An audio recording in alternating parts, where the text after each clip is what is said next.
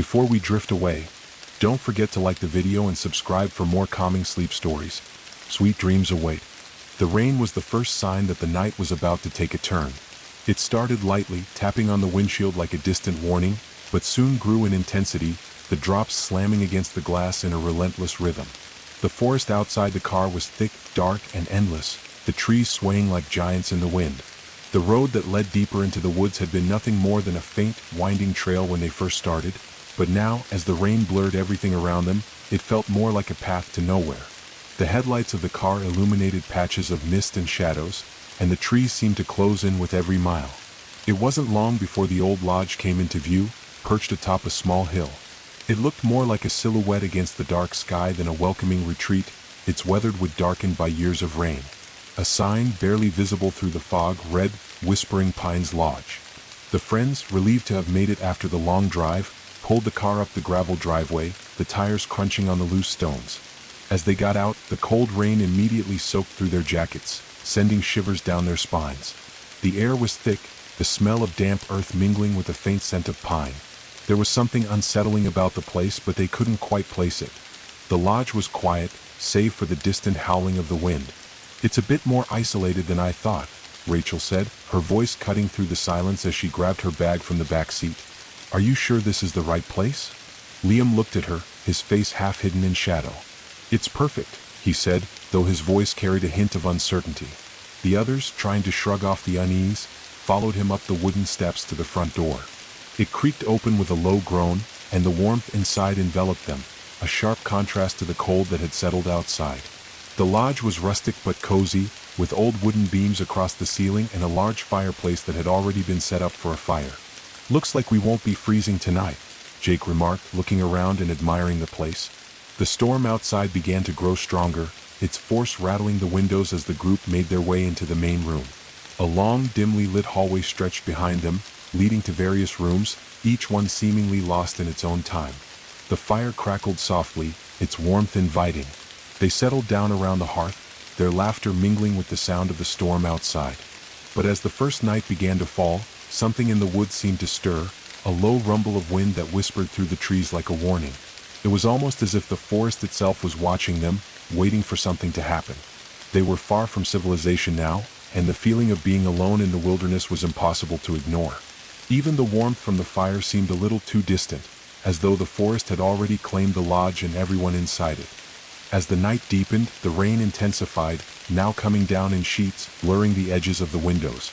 The wind howled, shaking the trees, their branches creaking and groaning like something alive. The fire crackled, sending occasional sparks into the chimney, but despite the warmth inside, a chill ran through the air. Rachel couldn't shake the feeling that something was off about the place. Her gaze kept drifting to the shadows, to the parts of the room where the light didn't quite reach. She wasn't sure what she was looking for, maybe just the reassurance that she wasn't the only one feeling this way. But as her eyes flicked back to the fire, she caught Liam staring at her from across the room, his brow furrowed. "Something wrong?" he asked, his voice steady, but there was an underlying tension there, as if he too had noticed the oddities around them. Rachel hesitated before answering, glancing around the room as if searching for the words. "I don't know. I don't know if it's the storm or the silence, but it feels like the woods are closing in on us." Liam gave a small nod, leaning back in his chair, his fingers drumming absent-mindedly against the armrest. "Yeah, I know what you mean. It's like the forest itself is alive, watching us. Waiting." A moment of uncomfortable silence followed, and the others, who had been lost in their own conversations, grew quiet, sensing the shift in the atmosphere. The wind outside howled louder, rattling the lodge's old windows. The storm was becoming a violent symphony, its crescendo shaking the walls, as if nature itself was trying to break through. Jake, ever the practical one, stood and walked toward the window, pushing the thick curtains aside to peer into the night. His face was bathed in the dim, flickering light of the fire, but his expression was unreadable. "It's coming down hard out there. I'm not sure we're going anywhere tomorrow," he said, voice almost drowned out by the roar of the storm. "We'll be fine," Liam replied, trying to sound reassuring. "We've got food, we've got the fire. Let's just ride it out." But despite his words, the uncertainty in his voice betrayed him. None of them were particularly thrilled about being stuck out here in the middle of nowhere, with only the howling wind and the creaking trees for company. Rachel shifted uneasily in her seat, rubbing her arms. She tried to ignore the oppressive feeling settling in her chest, but the air in the room seemed to grow thicker by the second. The shadows in the corners of the room stretched unnaturally long, as if the dark was reaching out, pulling at them. Her gaze flicked to the door, half expecting to see something, or someone, standing just outside, silhouetted against the storm. But when she looked, there was nothing but rain and darkness pouring down in sheets. "You guys feel that?" she asked, her voice barely above a whisper, though her words seemed to echo in the silence that followed. Jake turned, narrowing his eyes. "Feel what?" "That pressure, I guess. It's like something's watching us." Liam stood and walked over to the window, his hands pressed against the glass, the condensation fogging up as he peered outside. "I don't know, Ratch. You're letting the storm get to you. We're safe here. We just need to make it through the night." But Rachel wasn't convinced. It wasn't just the storm. It was something deeper. Something older, buried in the forest itself, waiting for the right moment to make itself known. Just then, a loud crash echoed from outside, making everyone jump. It sounded like a tree had fallen or something heavy had collided with the earth. The wind howled even louder, shaking the walls of the lodge. What the hell was that? Jake's voice was sharp with alarm. The group exchanged nervous glances, none of them eager to go investigate. "It's probably just the storm," Liam said, though his voice lacked conviction. "We'll check it out in the morning." But Rachel couldn't shake the feeling. It was like the storm had set something in motion. Something had changed out there in the dark, something that wasn't part of nature at all. She swallowed hard, trying to shake off the unease creeping up her spine. Minutes passed, the fire crackling softly in the background. Outside, the storm raged, but inside it was oddly quiet, too quiet. The air was thick with tension, as if the forest had its own pulse, and it was waiting for something to happen. Suddenly, a soft, almost imperceptible sound broke through the silence. A scratching. It was faint at first, barely audible over the storm, but it grew louder, closer. The group froze, straining to hear. The scratching continued, rhythmic, like something, or someone, was trying to claw its way inside. Rachel's heart skipped a beat. "Do you hear that?" she whispered, her voice trembling. Jake looked at her, eyes wide. "Where is it coming from?" "I don't know, but it's close," she said, standing up and moving toward the door, her hand trembling as she reached for the handle. She paused, hesitating for a moment before turning back to the group. "I'm going outside. I have to see what it is." "No, Rachel," Liam called, rushing to her side. "You don't know what's out there. We need to stay inside." But Rachel was already halfway to the door. Something in her was pulling her toward it, something deeper than fear, as if the forest itself was calling her. The door opened with a slow, groaning creak, and she stepped outside into the torrential rain. The cold hit her immediately, the wind whipping her hair around her face as the rain stung her skin. The night seemed to swallow her whole, the forest so dark it was hard to make out anything beyond the vague shapes of trees bending in the wind. The scratching was louder now, coming from somewhere just off to her left, near the trees. Rachel turned, her heart pounding in her chest, but there was nothing to be seen. Just shadows, bending and swaying in the storm. "Rachel, get back inside." Liam's voice broke through the rain, frantic. But Rachel couldn't move. She was rooted to the spot, her eyes locked on the dark figures of the trees, her ears straining to hear the source of the sound. Then, just as quickly as it had started, the scratching stopped. The wind howled in her ears, but the woods were suddenly eerily quiet. Rachel felt her breath catch in her throat. Something was wrong. Something was watching her. She turned back to the door, her pulse racing, and before she could take another step, a cold gust of wind slammed into her, sending a shiver down her spine. The door creaked behind her, and the hairs on the back of her neck stood on end as she heard a low, guttural growl echoing through the trees. Without thinking, she bolted for the door, the rain splashing up around her feet as she rushed back inside. She slammed the door shut behind her, her chest heaving as she turned to face the others. They were standing by the fire now, eyes wide with concern. "Did you hear that?" Rachel gasped, her voice shaky. Liam nodded, his face pale. "What was that?" "I don't know," Rachel whispered, her eyes darting to the window. "But I'm not going back out there." The lodge had become a prison. The storm had trapped them here, but something else, something darker, had just made itself known. And it was watching them. The storm continued to rage outside, the wind howling like some wild creature prowling the forest, its voice carrying a low, eerie tone that seemed to reverberate deep within the lodge. It wasn't just the storm anymore. There was something else, something suffocating in the air. The darkness outside pressed against the windows, alive with the beating pulse of the trees, each gust of wind making them sway and groan like ancient beings. The fire flickered and crackled, casting long, flickering shadows that danced along the walls, but its warmth felt distant, as though it couldn't reach the cold that had settled in Rachel's chest. She stood at the door, her hand still gripping the handle as if afraid the night would follow her inside. Her heart was pounding so hard she could feel it in her throat, in her temples. She glanced over her shoulder, her eyes catching the worried expressions of her friends. They had gathered by the fire, their faces pale in the dim light. Jake was the first to break the silence. What the hell was that out there? His voice was rough, as if the fear had already worn his nerves thin. I swear I heard something breathing. Rachel turned to him, trying to shake off the lingering feeling that something had followed her inside. I don't know, but it wasn't the wind. It was something else. Liam looked between them, his face drawn with concern. He was usually the one to keep things together, but there was a tremor in his voice as he spoke. I'm not sure I want to know what's out there. Whatever it is, we're not prepared for it. The room fell into a heavy silence, broken only by the distant rumble of thunder. The wind outside howled louder, almost like it was mocking their fear.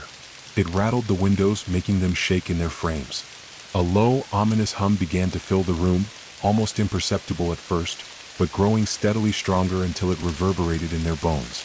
Rachel's eyes darted to the walls, as though the sound was coming from within the very structure of the lodge itself. It wasn't the wind, this was something else, a subtle hum that made the air feel thick and charged as if it were alive. She opened her mouth to say something, but the words caught in her throat as she heard it again. A whisper. It was faint, barely audible, but there was no mistaking the feeling it stirred inside her. This wasn't a normal sound. This wasn't the wind. This wasn't the storm. The whisper wasn't coming from outside. It was coming from somewhere inside the room. Rachel turned sharply toward the corner, her breath coming in quick, shallow bursts. The others, noticing her reaction, followed her gaze, but saw nothing but the same shadows cast by the firelight. The whisper came again, barely more than a murmur, but this time it was clearer. Rachel. The sound of her name, soft and drawn out, echoed in the air. Her blood ran cold, and she felt her skin prickle, as though something invisible was touching her. She opened her mouth to speak, but the words were trapped in her throat. Her mind raced, trying to make sense of it. She wasn't imagining this. It was too real. Too close. Jake stepped forward, his eyes wide. Did anyone else hear that? His voice was low, barely above a whisper himself. It sounded like someone called your name. Rachel didn't respond immediately. She couldn't. The whisper had faded, but it lingered in her mind, like an echo reverberating through her very thoughts. I heard it, she finally said, her voice shaking. It was right here in the room. Coming from, she stopped, her words faltering as she looked around at her friends, whose eyes were now wide with unease. It was coming from the walls. Liam frowned, his eyes narrowing. The walls? Are you sure? Rachel nodded, her breath coming faster now, her heart pounding in her chest. It's like something's inside the walls watching us. Waiting. The others fell silent, their faces drawn with fear. None of them were quick to dismiss her words. The lodge, isolated and old, seemed like a place that had hidden its secrets for years. But this was something else entirely. The whisper came again, this time louder, more urgent. Rachel. She jumped, her hands trembling as she clutched her arms around herself. This time the whisper didn't fade, it grew, swirling around the room, filling the air like a fog. It felt cold, creeping along the edges of her consciousness, pulling her attention in every direction, as if it was trying to drown her in its presence. Who's doing this? She demanded, her voice rising, but the room remained still, the fire crackling softly, almost too calmly in contrast to the tension that seemed to hang in the air. This isn't funny anymore, she added, her voice shaking with a mixture of fear and frustration. But no one answered.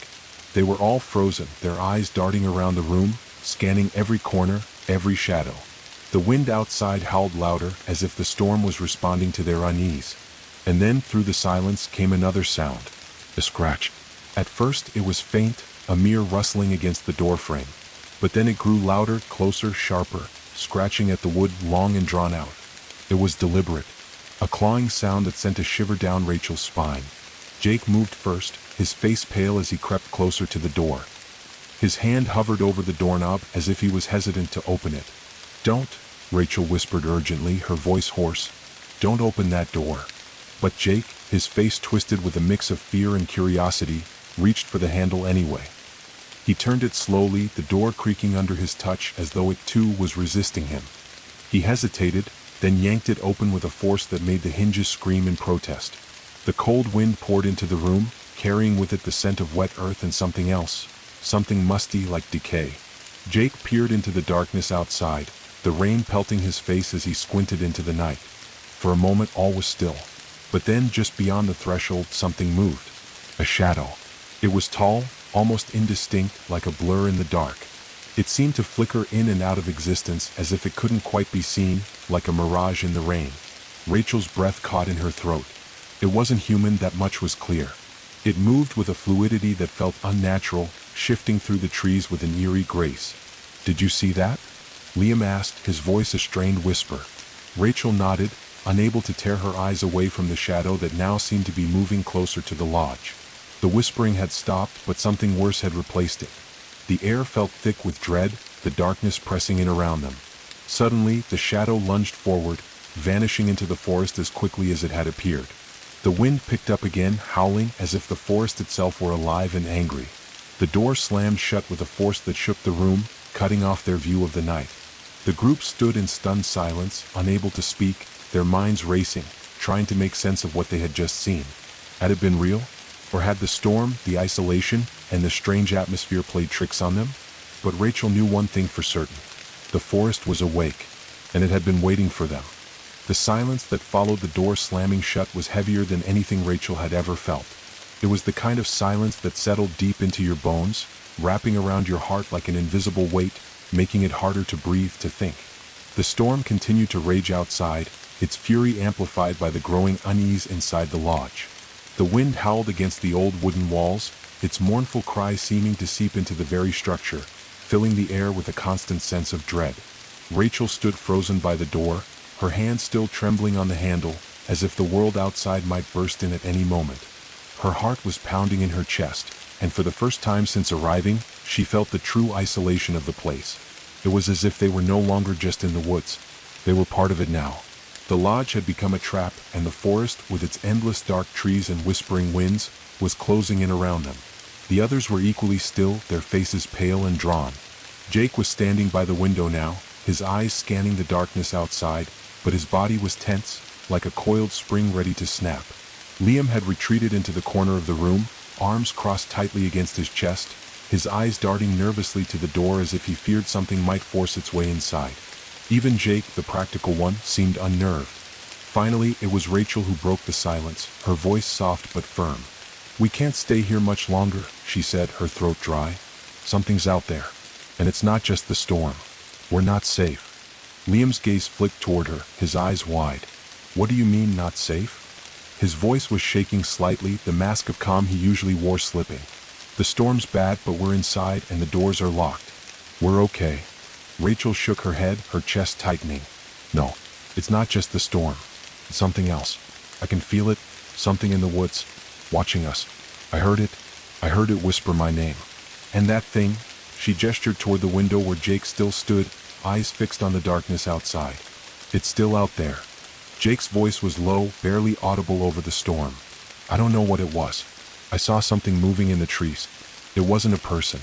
It wasn't anything human." Rachel looked at him, trying to keep her voice steady. "Exactly. It's like it was waiting for us, like we were meant to be here, meant to find this place." The words seemed to hang in the air, thick with the weight of something they couldn't quite grasp. The fire crackled softly in the hearth, its warmth providing a fleeting sense of comfort, but it couldn't dispel the cold that had taken hold of their spirits. The storm outside raged on, but now the storm inside felt worse. The air was thick with fear, each of them locked in their own thoughts, trying to understand what was happening, what they had stumbled into. A sudden, sharp sound broke through the tension, a loud crack followed by a deep groan.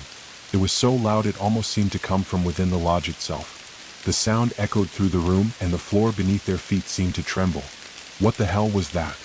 Jake's voice was filled with alarm, his hand gripping the window frame as if he could hold the building together with his own strength. Rachel felt the blood drain from her face. "The lodge.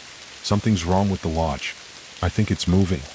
Liam frowned, stepping forward. "What do you mean, moving?" "I don't know." "I don't?" Rachel cut herself off, looking around the room again. The shadows seemed deeper now, the fire casting a flickering light that made the walls appear to breathe. The entire place felt unstable, like it was shifting, groaning under the pressure of something ancient. It feels like we're not supposed to be here. Jake turned, his eyes wild with fear. What do you mean, not supposed to be here? We're stuck here because of the storm. No, Rachel took a step forward, her eyes narrowing in focus. There's something in the woods. Something that doesn't want us here. I think the storm is just a part of it. A warning. Liam shook his head, clearly on edge but trying to keep control. This is insane. We're all just scared. It's the storm, the isolation. We're losing it.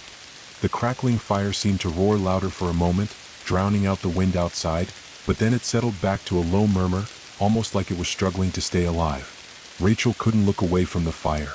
The flickering shadows seemed to grow larger, moving with an unnatural fluidity creeping toward her. Something in the depths of her mind was telling her to look deeper, to pay attention to the strange way the shadows moved, like they were trying to hide something that didn't belong. Rachel? The whisper came again, soft and haunting, as if it was coming from inside her own head. Her eyes widened, but she refused to turn around, afraid that whatever it was would be right behind her. It didn't matter where she went. The whisper would follow. She squeezed her eyes shut, trying to block it out, but the voice came again. Rachel. It was closer now. No longer a distant murmur. It was like a presence pressing in on her, forcing her to listen, to understand. The whisper was coming from the walls. I need to go outside, Rachel said suddenly, the words tumbling from her lips before she could stop herself. I have to see. Are you crazy?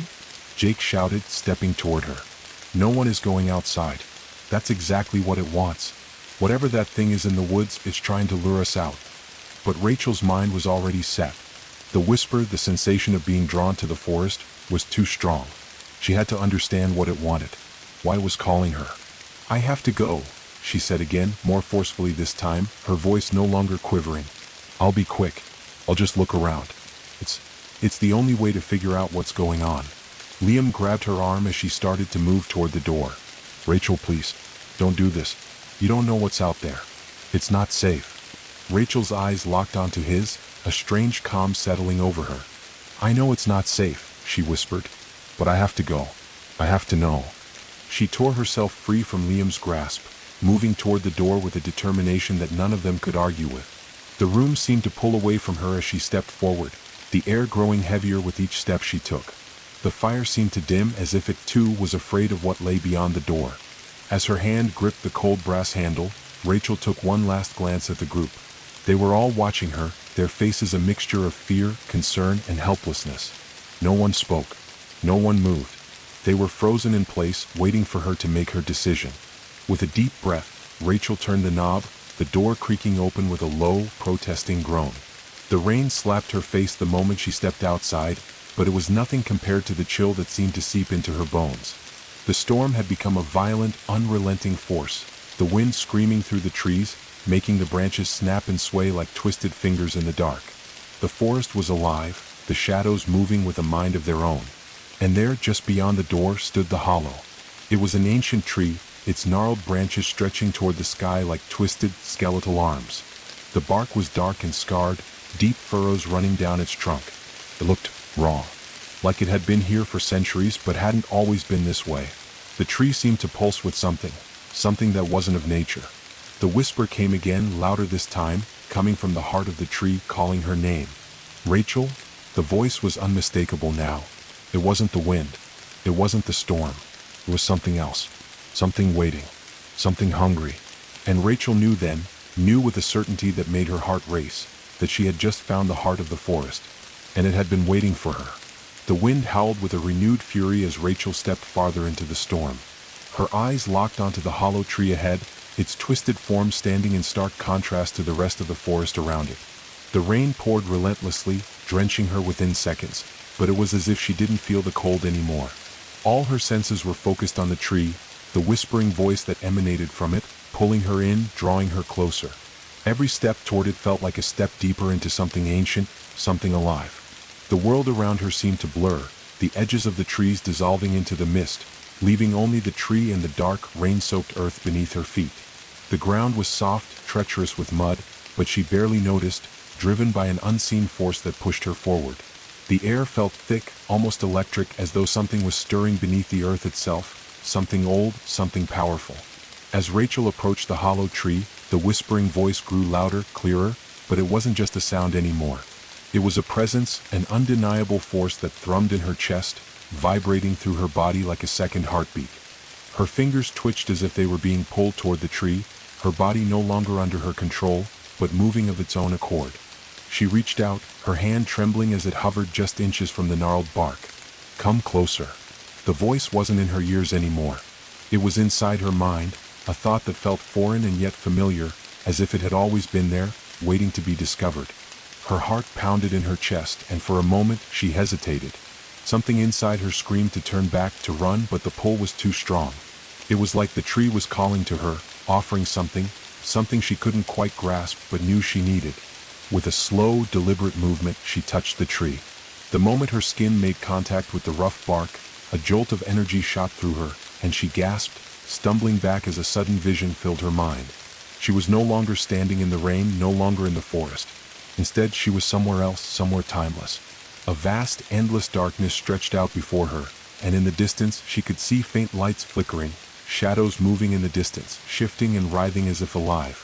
There was a low, pulsing sound in the air, and beneath it she could hear something else, something distant, ancient, and hungry. "You are here." The voice echoed again, and Rachel's heart skipped a beat. The whisper wasn't just calling her name, it was telling her she was here. Here, where the forest had always existed, where it had always waited for someone like her. She tried to move, but her feet were frozen to the ground, as though the earth itself was holding her in place.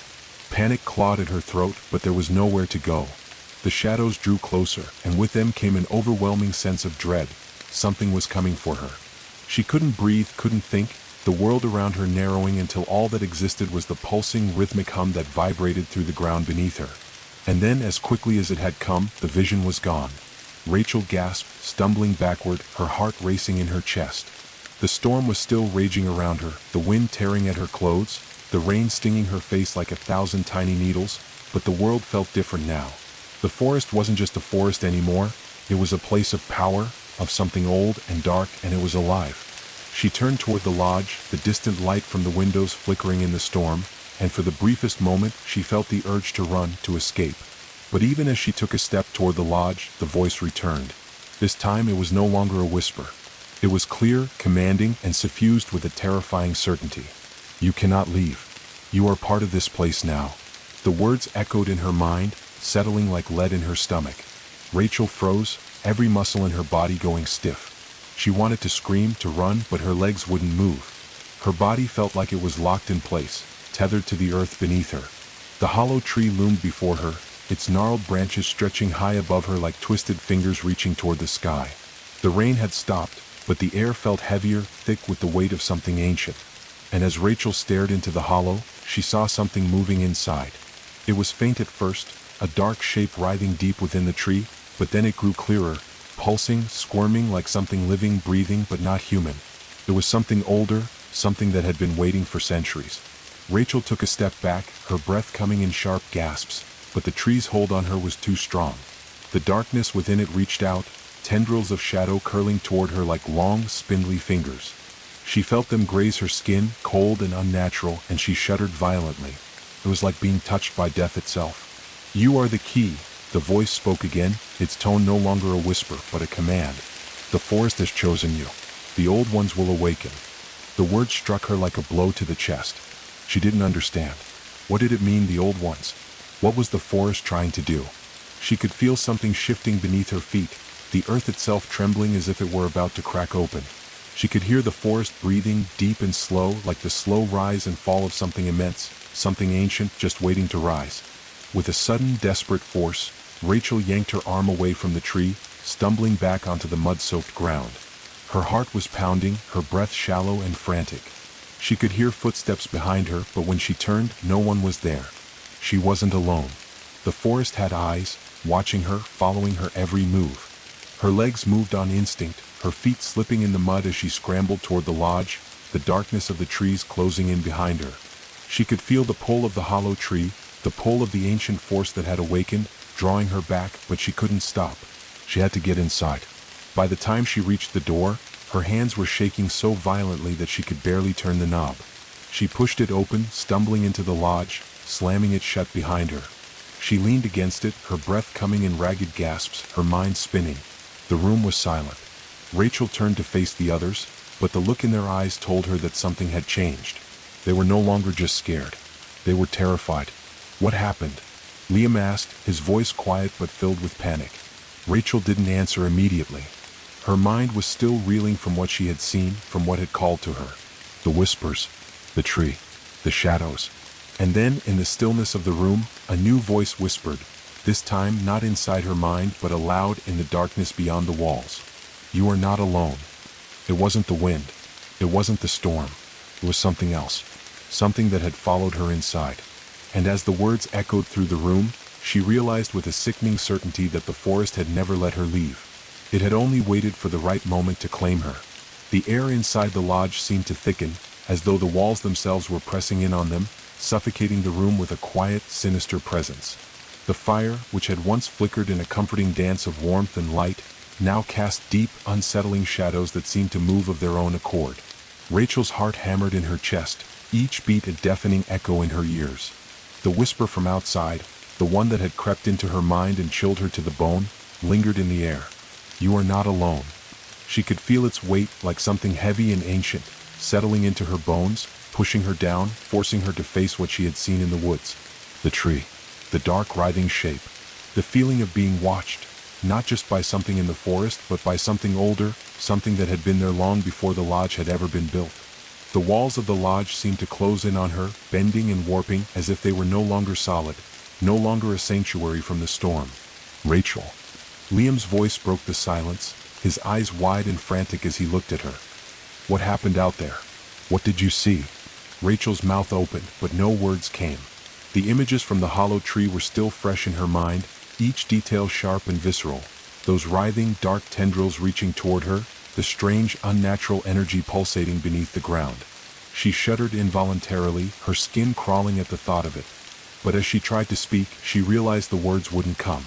It was like the weight of everything pressing in on her had stolen her voice. Jake was pacing now, his face twisted with confusion and fear. What the hell is going on? First we hear these whispers, then Rachel goes out there, and now we're trapped in here? We need to get out. We need to leave this place. Now. But even as he spoke, the storm outside began to shift, the rain falling heavier, the wind howling louder. The windows rattled in their frames, the building groaning under the force of the tempest. And Rachel knew with a deep, sickening certainty, that the storm wasn't just a weather event. It was part of it, part of the forest, part of the thing that had awakened in the woods. Liam stepped closer to Rachel, his eyes narrowing. "What did the tree say to you? What did it mean when it said you were the key?" The question struck her like a physical blow. She felt a cold, suffocating weight settle over her chest. The tree, the voice, it was all so much to process. Her mind raced, but the answers eluded her. I don't know," Rachel whispered, her voice barely audible. She swallowed hard, trying to steady her breath, trying to collect her thoughts. It felt like the tree was alive, like it was calling to me. It said I was the key. And when I touched it, I saw something." She hesitated, then pressed on, her words tumbling out in a rush. "I saw the darkness, the place where the forest came from. And I think it's been waiting for me." The room seemed to quiet after that, as though the very air was holding its breath, waiting for something to happen. The fire crackled louder, its flames leaping higher, but the light felt cold, flickering like it was struggling to stay alive. "What did you see?" Jake demanded, his voice rising. "What's out there, Rachel? What are we dealing with?" Rachel's gaze dropped to the floor, her mind still reeling from the vision she'd had when she touched the tree. That place, those distant, flickering lights, the shadows that moved like living things. The hum in the air, like the pulse of the earth itself, vibrating beneath her feet. The darkness had been overwhelming, and she had known deep down that it was calling to her, trying to pull her into it. But what was it?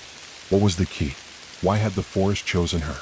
I don't know," she finally managed to say, her voice barely above a whisper. "But it's not just the forest. It's something beneath it. Something ancient. I think it's waking up." Liam's face twisted in confusion. "What do you mean waking up? What's beneath it?" Rachel stared at him, the terrible realization settling in her gut like a rock. The forest, it's alive. Not in the way we think. The trees, the ground, the storm, it's all connected. And the tree, the hollow tree, it's the doorway.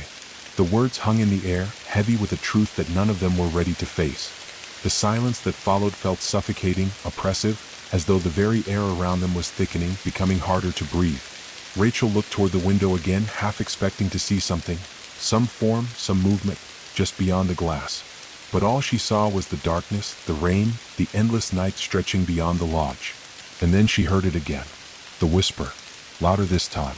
You are here. You are the key. The old ones are waking. The voice was in her mind now, but it wasn't just hers. It was everywhere. It was inside her, filling the room, filling the lodge. The walls trembled as though the very structure of the place was about to crumble, and for a split second, Rachel felt the overwhelming urge to run, to flee, but her body wouldn't move. She was paralyzed. Then the ground beneath her feet shook. It was subtle at first, just a low tremor that vibrated through the wood, but it grew stronger, the floorboards groaning in protest. Rachel's eyes went wide as she turned toward the center of the room, the ground seeming to ripple beneath her feet, like a living thing. The air grew colder, and with it came the unmistakable feeling of being watched.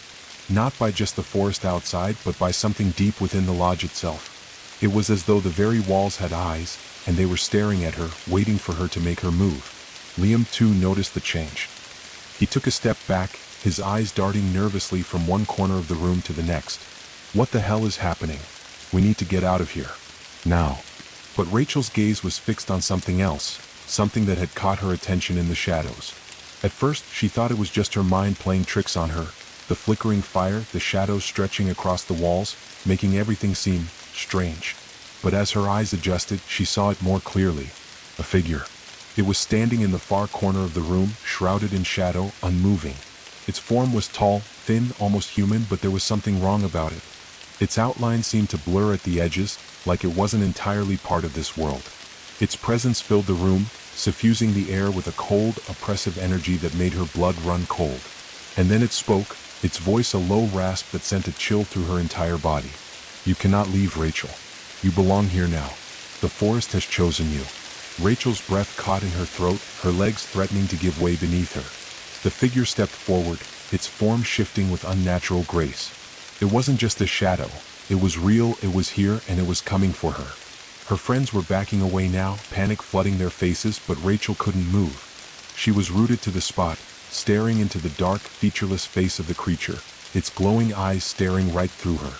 The forest calls to you. You are the key. And in that moment, Rachel knew. The key was her. She had always been the key.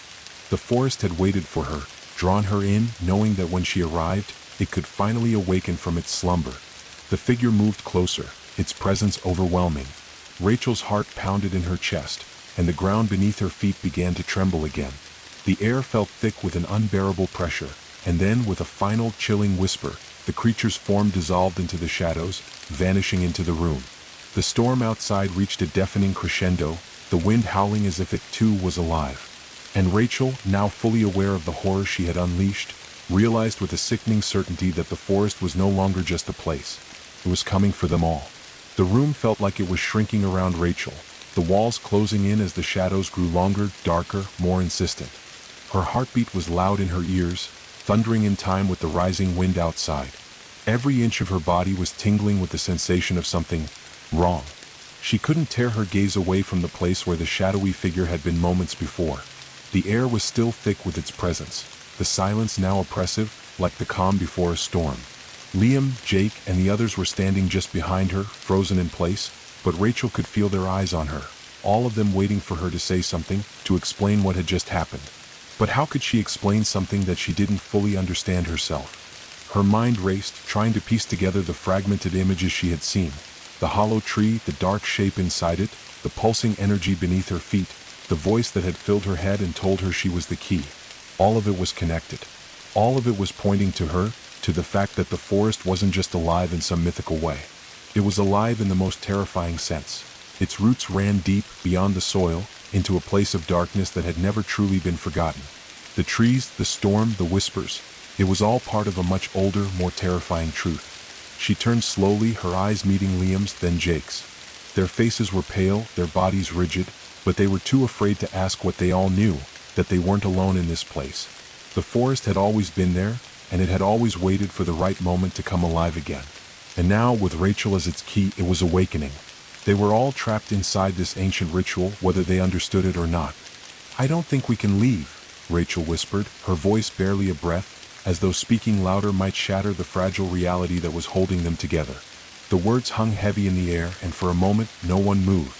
The storm outside seemed to intensify in response to her words, the wind howling, the rain pounding against the windows like 1,000 fists.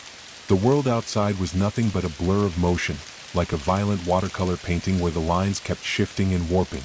But inside the lodge, the stillness felt unnatural, like they were suspended in a moment that couldn't end, trapped between two worlds, one that was real and the other that was bleeding into it. Jake was the first to move. He ran a hand through his hair, his face a mix of disbelief and panic. "We can't just sit here. This is insane." "What do you mean the forest is waking up? Are you telling me we're stuck here because of some old tree? We need to get the hell out of here before..." Before he could finish, the entire lodge seemed to shudder. The walls groaned, the floorboards creaking as though the building itself was groaning under an immense weight. The fire in the hearth crackled louder, snapping and popping violently. The air was charged with an electric energy, like a storm cloud hanging in the very room, pressing against their skin. Rachel's breath caught in her throat. Something was coming. Something was moving, inside the lodge. The shadows seemed to shift again, flickering just beyond the reach of the firelight, stretching and twisting in ways that defied logic. Rachel could feel them. They were alive, watching her. Watching all of them. And they weren't just shadows, they were part of the forest. Part of what had awakened. "Did you hear that?" Liam's voice broke through the mounting tension. His eyes were wide with terror, his gaze darting around the room as if expecting the walls to close in on them. Rachel didn't answer. She couldn't. The whisper came again, this time louder than before, like it was crawling into her ears, burrowing deep into her mind. The words were unintelligible at first, but they slowly began to form into a chilling sentence. "The veil is thin. The old ones awaken. You are the key." Rachel gasped, stumbling back against the wall, her mind reeling. The veil. The old ones. She had heard those words before, but now they carried a weight that made her skin crawl. The forest, the tree, it wasn't just alive, it was a gateway. A portal. The old ones were coming through, and she was the one who had unlocked it. The walls groaned again, louder this time, and the floor beneath their feet seemed to tremble. There was a sudden, sharp creaking sound, and Rachel turned just in time to see the heavy wooden door at the far side of the room begin to bend. The wood groaned as if something was pressing against it from the other side. The air thickened with the unmistakable scent of wet earth and decay, the stench of something ancient, something long buried. And then, as the door continued to bend under pressure, a deep, rumbling growl echoed from the other side. It wasn't an animal. It wasn't even human. It was something far worse. Something older. Something that had been lying dormant for eons, waiting for the right moment to rise. Liam stepped back, his face ashen. "What the hell is that?" His voice was strained, barely a whisper. The door creaked louder, the wood splintering along the edges, and then, with a force that shook the entire lodge, the door burst open. But nothing came through. The doorway was empty. Rachel's heart pounded in her chest, her breath coming in short, ragged bursts. She stared into the empty doorway, trying to make sense of what had just happened. The growl, the pressure against the door, it had been real. But now there was nothing. Just the rain and wind outside, and the overwhelming sense of something waiting. Then she heard it. A low whisper, so faint it could have been her imagination, but no, it wasn't. It was real.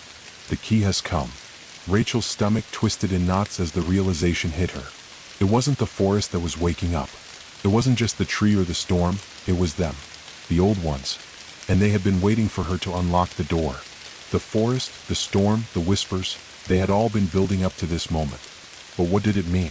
What was it going to do with her? The ground beneath her feet shifted again, this time with a sickening crack, as though something vast and heavy was stirring deep below the earth. The floorboards beneath their feet buckled, splintering with a sound that reverberated through the room. The walls groaned, the timber straining against the pressure, as if the entire lodge was being squeezed by an invisible hand. And then, with a sudden, heart-stopping crack, the floor in the center of the room split wide open. The crack ran the length of the room, splitting the wood like a giant, jagged mouth opening up to swallow them whole.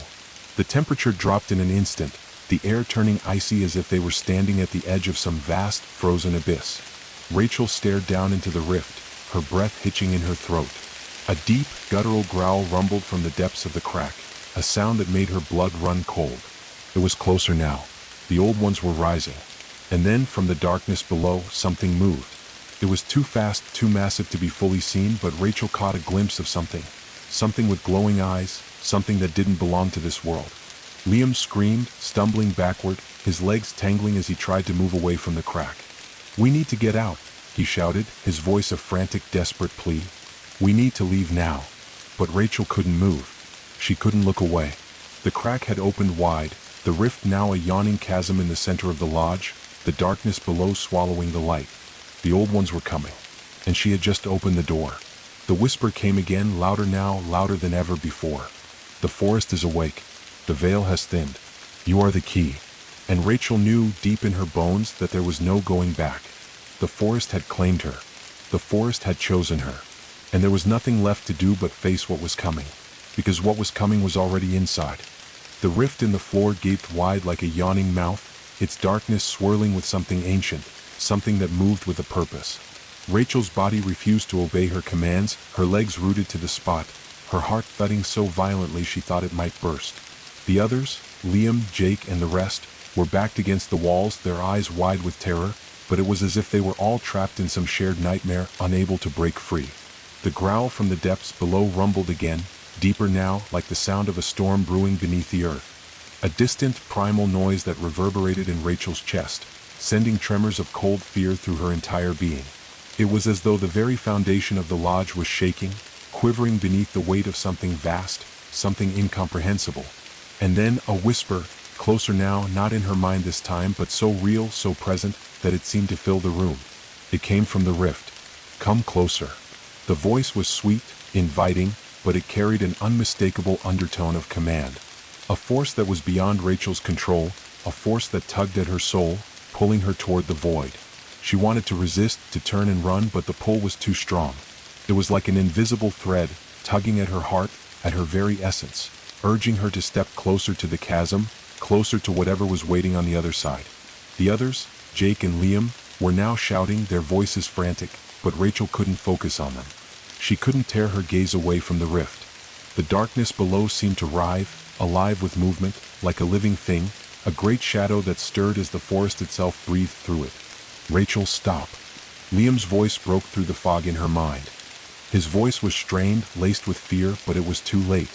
She couldn't stop herself. She couldn't look away. The edges of the rift seemed to glow now, faintly, like embers in the dark, the light pulsing with a rhythm that matched the pounding of her heart. And then, from the shadows beneath the lodge, something emerged. It wasn't one thing, but a mass of shapes, shifting and twisting in the dark like 1,000 slithering creatures. They moved with a grotesque fluidity, a disturbing grace that made her skin crawl. Her breath caught in her throat as the shapes took form. They were tall, taller than any human, their bodies covered in writhing, blackened tendrils that coiled and snapped in the air. Their faces were obscured by a darkness that seemed to swallow light, but Rachel could feel their eyes on her, cold, ancient, unblinking. They were watching her, studying her as though she were some rare, precious specimen. The air around her grew colder, and Rachel felt her teeth begin to chatter, her body trembling from more than just the chill. She could feel the weight of the room pressing down on her, the walls themselves alive with a strange energy that made every breath feel like a struggle. The presence in the room was suffocating, and the darkness beneath the floor seemed to rise, filling the lodge with a heavy, oppressive force. "You are the key." The voice came again, this time more insistent, more commanding.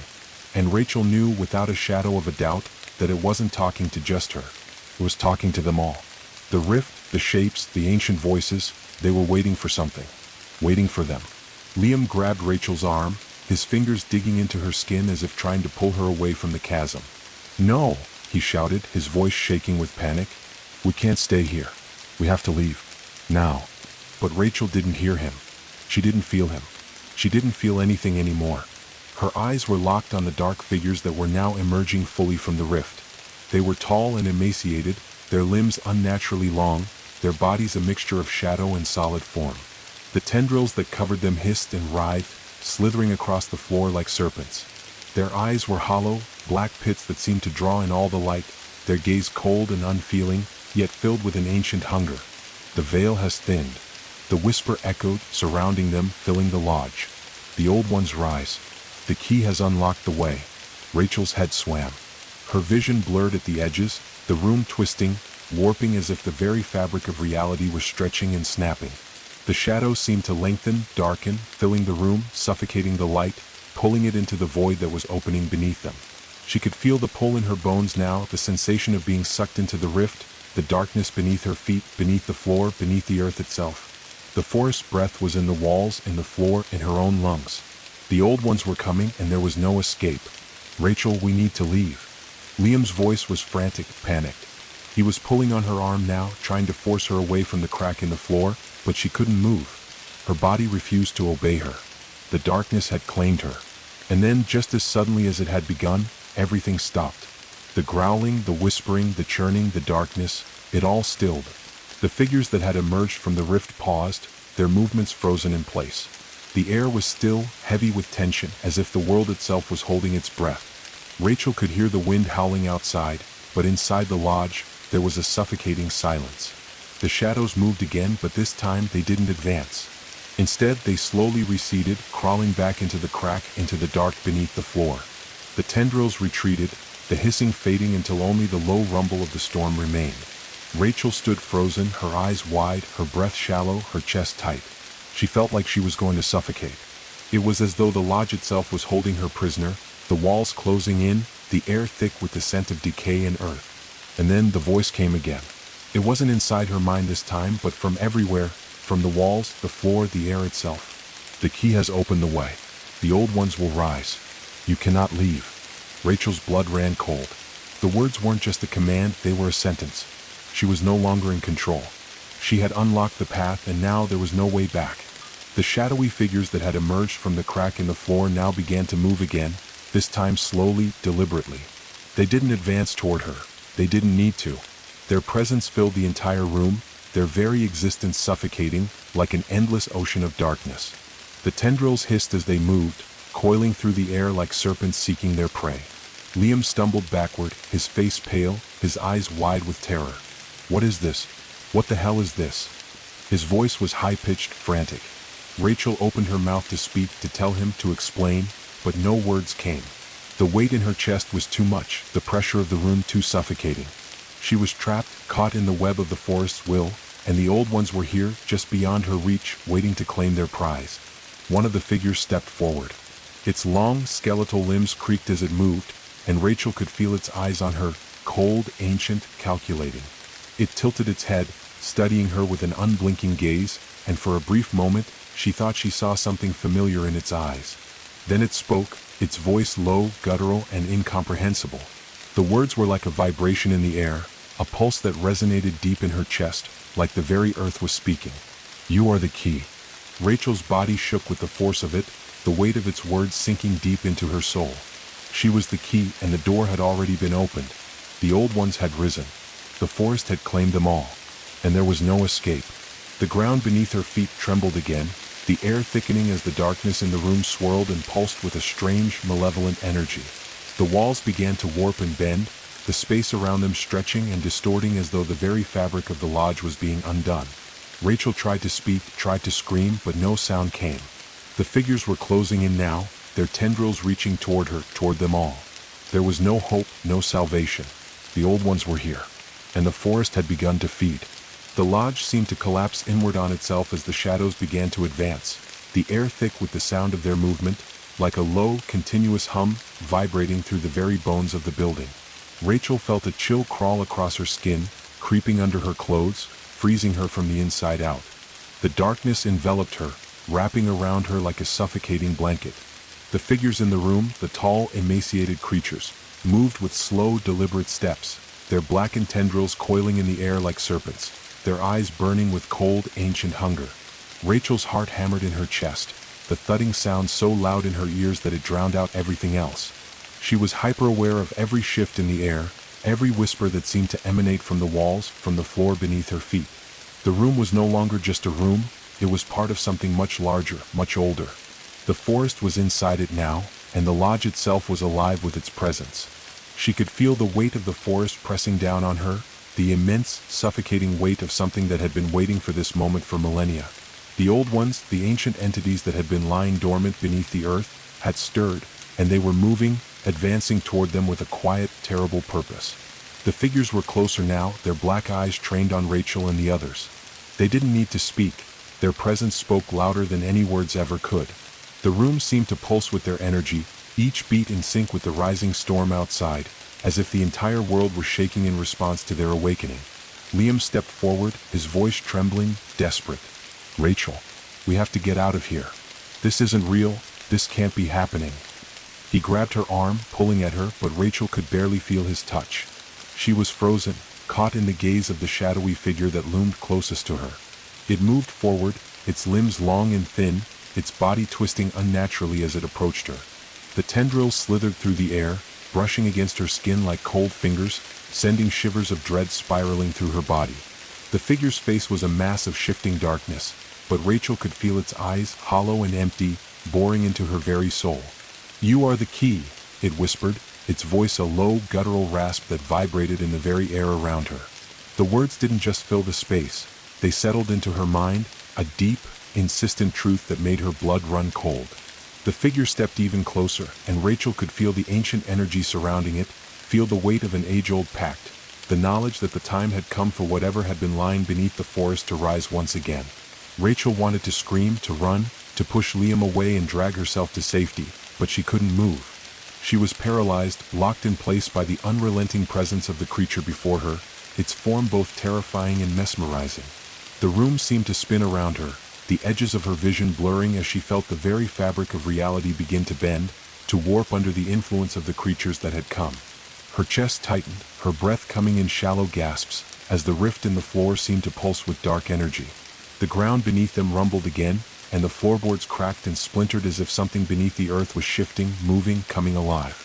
The lodge itself seemed to groan in protest, its ancient timbers creaking and warping as if it were being reshaped by an invisible hand. Then, without warning, the darkness in the room began to move. The shadows swelled and twisted like a living thing, creeping across the floor, crawling up the walls. It wasn't just the figures that were moving now. The entire room, the very air, seemed to be warping, pulling them deeper into the forest's grasp. The shadows were alive, and they were spreading, filling the room with a suffocating weight. "Liam, help!" Rachel gasped, but her voice barely escaped her lips, barely a whisper, swallowed by the overwhelming presence that had settled around them. But it was no use. Liam's face was pale with terror, his mouth open as if to say something, but the words wouldn't come. He too was frozen in place, paralyzed by the creeping, suffocating presence that had seeped into their bones. The shadows were everywhere now, and there was no escape. The figure in front of Rachel took another step forward, its presence so overwhelming, so suffocating that she could barely breathe. The room was closing in on them, the walls pressing down, the very air thick with the weight of something ancient, something primordial. It was as if the forest itself had spilled into the lodge, like it was flooding their reality, drowning them in its darkness. "You are the key." The figure's voice echoed again, and this time Rachel felt it deep within her, like the words had been carved into her very soul. She understood, somehow, that it wasn't just talking to her, it was talking to all of them. The key had been unlocked, the path had been opened, and now the forest was rising, coming through, and there was nothing they could do to stop it. The air grew colder, the shadows stretching further, until they began to press in on Rachel, wrapping around her like a tightening noose. Her breath came in desperate gasps now, her chest heaving as the darkness seemed to swallow her whole. Her heart pounded in her ears, and for a moment she thought she might pass out from the sheer pressure of the force around her. But then something changed. The darkness shifted. It wasn't just shadows now, it was something solid, something tangible. The air grew thick with the sound of grinding, shifting earth. The lodge trembled, the walls shaking as if the entire building was being pulled apart. A deep rumbling sound filled the air, a growl that seemed to come from deep within the earth itself, and then, like a violent storm, the entire room shifted. The walls cracked. The floor split. The rift in the center of the room widened, and from it, a flood of darkness poured forth. The shadows were no longer a mere presence. They were a force, a tide of ancient power pouring into the room. Rachel screamed, her voice raw with terror, but it was drowned out by the roar of the storm that had begun to surge in the room. The shadowy tendrils stretched toward them, their reach impossibly long, as if the darkness had become infinite, stretching across time and space. And with it came the deep, growling, guttural sound, a voice not of this world echoing through the very bones of the lodge. The time has come. And then, as if the fabric of reality itself had been torn open, the room splintered, the shadows reaching out in every direction, dragging Rachel, Liam, and the others into the very heart of the storm. The darkness closed in around them, and Rachel realized in that moment that there was no escape. The forest had come. The old ones had risen. And now they were bound to it. Forever. The storm that had raged outside now consumed the lodge entirely. The roar of the wind, the sharp crack of thunder, the shriek of branches being bent and broken, all of it was absorbed into the thick, suffocating silence that had descended on the room. The shadows had swallowed everything.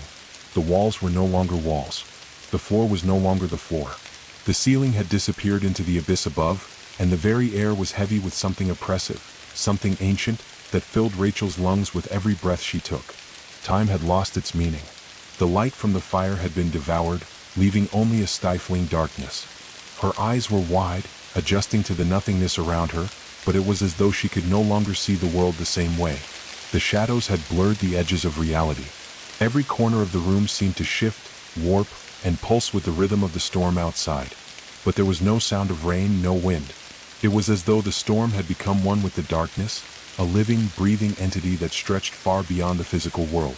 Rachel tried to move, tried to force her legs to carry her away from the grip of the creatures, the tendrils that still curled at the edges of her vision, their movements slow and deliberate. But her body refused to obey. Every attempt to break free only left her more entangled, more trapped, like a moth drawn to a flame it couldn't escape. Liam and Jake were beside her, their faces pale in the darkness, but their eyes were distant, lost in the same trance, the same pull. They too were locked in place, their bodies stiff, their minds clouded with the same overwhelming weight that had descended upon them. "Rachel, what is happening?" Liam's voice was strained, barely a whisper, but it was not fear that laced his words. It was something else, something deeper. The voice of someone who had already accepted their fate, who had resigned themselves to the abyss. Rachel could see it in his eyes, the dark reflection of the forest that had already begun to take root inside him. She couldn't respond. The air around them seemed to press against her, suffocating her, and the darkness wasn't just surrounding them, it was inside them now, filling her chest, her mind, her very soul. The shadows clung to them, whispering with voices that echoed in their bones. "You are the key." It wasn't just one voice this time. It was a chorus, 1,000 voices, 1,000 whispers that filled her mind, each word twisting with the weight of centuries of waiting. She could hear the forest speaking, deep and resonant, as if it had been calling to her for lifetimes. "The key has awakened. The old ones will rise." The words were not meant for comfort, nor were they meant to be understood. They were simply the law of the forest, the binding of reality to its will, the promise that the old ones would emerge, and they would be free. Rachel gasped, the air thick in her lungs, as she felt something move beneath her skin, as if the blood in her veins had begun to slow, to change, to turn cold. She could feel it crawling, a presence beneath her skin that wasn't her own. She tried to scream, but her voice was lost in the overwhelming sound of the darkness. The shadows had filled her ears, her mind, until she could no longer tell where the forest ended and she began. Suddenly, a flash of light. A spark.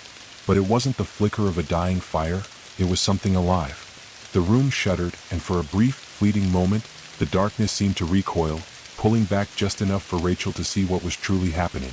The floor was no longer the floor, the walls no longer the walls. The lodge had become the forest. The timbers of the building had turned into gnarled tree roots, their twisting shapes merging with the blackness, and the air smelled of wet earth, decay, and something else, something old. The lodge was not a structure meant to protect them. It was a conduit, a gate, a prison for the old ones, and now it had become part of their awakening. The ground beneath them began to tremble again, not just the floorboards but the very earth beneath the building. The room seemed to shift as if being pulled apart from the inside, the shadows around them writhing like a storm of black vines twisting and recoiling in the corners. The entire room was bending, warping, its foundation cracking like the surface of an old, decaying tree trunk, fissures of darkness growing wider with every heartbeat. Then it was there, a presence so vast, so incomprehensible, that it filled every corner of the room, every shadow, every breath in her lungs. She felt it in her bones, crawling beneath her skin, tugging at the very fabric of her being. It was as if the darkness itself had become aware of them. It was alive, watching, waiting for them to understand that they were no longer in control. The old ones, the forces beneath the earth, had begun to rise, and they would not be stopped. Rachel's mind reeled as she struggled to comprehend the true scope of what was happening. The forest had been waiting for her, for them. This lodge, this place was a shrine, a temple of sorts. Its walls were not built to keep the forest out. They were built to hold it in, to keep the ancient forces contained until the right moment. Until the key arrived. Until the path was opened. And now the old ones were coming. The crack in the floor deepened, the rift widening until it seemed to swallow the room itself. The darkness beneath the floor shifted again, writhing like an open maw, and from it, something began to rise. The ground splintered as roots thick as tree trunks erupted from the earth, snaking up through the cracks in the floorboards. The roots twisted and coiled, thickening, hardening, their bark-like texture gleaming in the faint, pulsing light that seemed to emanate from the rift. They moved as though alive, reaching for them, their presence overwhelming. Rachel's body trembled with the force of it. The forest had claimed them. She could feel it now, the pull of something ancient, deep, and powerful. The forest wasn't just a place. It was a being, a sentient force that had existed long before the first human had ever stepped into it. And now it was rising. With every beat of her heart, she could feel the earth trembling, as if the ground itself was waking up from a long, terrible slumber. The roots in the floor twisted tighter, pulling at the edges of her consciousness, dragging her deeper into the storm of the forest. She could feel them, the ancient entities, their presence filling her mind, their thoughts seeping into her veins. She was becoming a part of them, a part of the forest. "You are the key." The words echoed in her mind again, this time louder, clearer, like the voice of the earth itself. The shadows seemed to be closing in, the tendrils of darkness crawling across her skin, wrapping around her like vines. It was too much, too overwhelming. The pull of the forest had become unbearable, and Rachel felt herself weakening. Her limbs were heavy, her chest tight with the weight of the presence that surrounded her. It was no longer just the forest. It was them, the old ones. The ancient entities that had slumbered beneath the earth, waiting for the moment when the key would arrive. And that key was her. Liam's voice, faint and distant, called her name, but it was muffled by the pressure, by the weight of the forest. He too was caught in the pull. He too was becoming a part of the forest, a part of the darkness that was rising. She could feel it in his eyes. He had already given in. The shadows were too strong, too old, and now the old ones were claiming them all. The darkness surged again, the roots breaking through the floor, the rift opening wider, and the forest howled. It was no longer a wind. It was no longer the sound of trees swaying in the breeze. It was the roar of something ancient, something alive. The forest had claimed them, and there was no escape. The walls of the lodge, once solid, once a barrier between them and the world outside, had disappeared. All that was left was the vast, endless darkness. The presence of the old ones, the forest, and Rachel the key. The night had come, and with it the end. The darkness had swallowed everything. The lodge was no more than a memory now, a distant echo of a place that had once been real. The walls were gone, the floor had split open, and the ceiling had vanished into the abyss above. What remained was nothing but the overwhelming presence of the forest, stretching in all directions, its roots entwining with the very fabric of reality itself. The air was thick with the scent of wet earth, damp moss, and something far more unsettling, decay, ancient rot, the smell of something forgotten and far older than time itself. Rachel could feel the weight of it all pressing down on her chest, squeezing the breath from her lungs. The roots that had erupted from the floor were everywhere, stretching out like gnarled fingers, curling and coiling with a mind of their own. They reached into the darkness, twisting around her legs, pulling her down into the very earth. She tried to move, to struggle, but the roots were too strong. They clung to her, tightening their grip with each passing moment, their texture rough and alien, like the skin of something alive, something that had been waiting for her. The key. She could feel it. The words echoed in her mind over and over, louder now, until they filled every corner of her thoughts. She was the key. The forest had chosen her, and there was no escape from its grasp. No escape from the old ones that had risen. Her heart pounded in her chest, each beat feeling like a drum, but the sound was drowned out by the oppressive silence around her. She could feel the presence of the creatures now, of the entities that had been waiting for this moment. They were close, closer than ever, their forms lurking just beyond her reach, their shadowy outlines moving in the dark. She could hear their whispers, low, guttural murmurs that vibrated through her bones, filling her mind with thoughts that weren't her own. You are the key. She couldn't escape it. She couldn't escape them. She was trapped, caught in the grip of something that had been waiting for centuries, something that didn't just want to claim her, it wanted to consume her. To become one with her, to take over her very being, to bind her soul to the forest, to the old ones, to the darkness that stretched beyond the physical world. The roots tightened around her, pulling her deeper into the earth. She felt herself sinking, her feet no longer touching the ground, her body being drawn down into the soil. The air grew colder, colder than anything she had ever felt before, and she realized with a sickening jolt that she was no longer in the lodge. She was no longer even in the world she knew. She was somewhere else. The darkness was alive here, a sentient force that surrounded her, suffocated her. It whispered to her, filling her ears with its voice, filling her mind with its thoughts. It was everywhere. It was in the ground, in the air, in the very fabric of reality. She could feel it crawling beneath her skin, burrowing into her, filling her with its hunger. The old ones rise. The voice was no longer a whisper. It was a command, a declaration that rang in her ears like a bell tolling in the distance. The earth itself seemed to shudder with the weight of it, and for a brief moment she felt as if the entire world were holding its breath, waiting for something. Then the earth moved. It wasn't an earthquake. It wasn't a tremor. It was a force. The ground beneath her feet cracked open, fissures snaking through the soil like veins in the flesh of some massive creature. The roots twisted, pulling her down, but they weren't just pulling her into the earth. They were pulling her through it, through layers of soil, of rock, of ancient roots and buried things that had not seen the light of day for eons. She screamed, but the sound was swallowed by the darkness. She couldn't tell if it was the earth that was swallowing her or something else, something far older, far more powerful. She could feel her body being torn apart, her skin pulling away from her bones as she was dragged deeper, deeper into the abyss. Her heart raced, her breath coming in shallow gasps, but there was no air here. Only the cold, suffocating weight of the forest's grasp. The whispers grew louder, more insistent, until they filled every corner of her mind, drowning out everything else. The words were no longer just a command. They were a song. A hymn that filled the darkness around her, that vibrated through her very being. The key, the old ones, the veil has thinned, the binding has begun. The ground split open beneath her and she fell. She fell into the dark, into a place where the very fabric of reality twisted and writhed, where the rules of time and space no longer applied. She could feel it, the pull of something vast, something ancient, something that was not just part of the world she knew, but a force that stretched beyond it. Then, with a sudden, brutal jerk, the world snapped back into focus. The roots that had once pulled at her now released her, and she collapsed onto the cold, damp earth. She was lying on her back, staring up at the sky, or what should have been the sky, but it was no longer the sky. The stars had disappeared, replaced by an endless expanse of swirling, black clouds that churned with a violent, unnatural energy. The wind howled, but it was not a natural wind.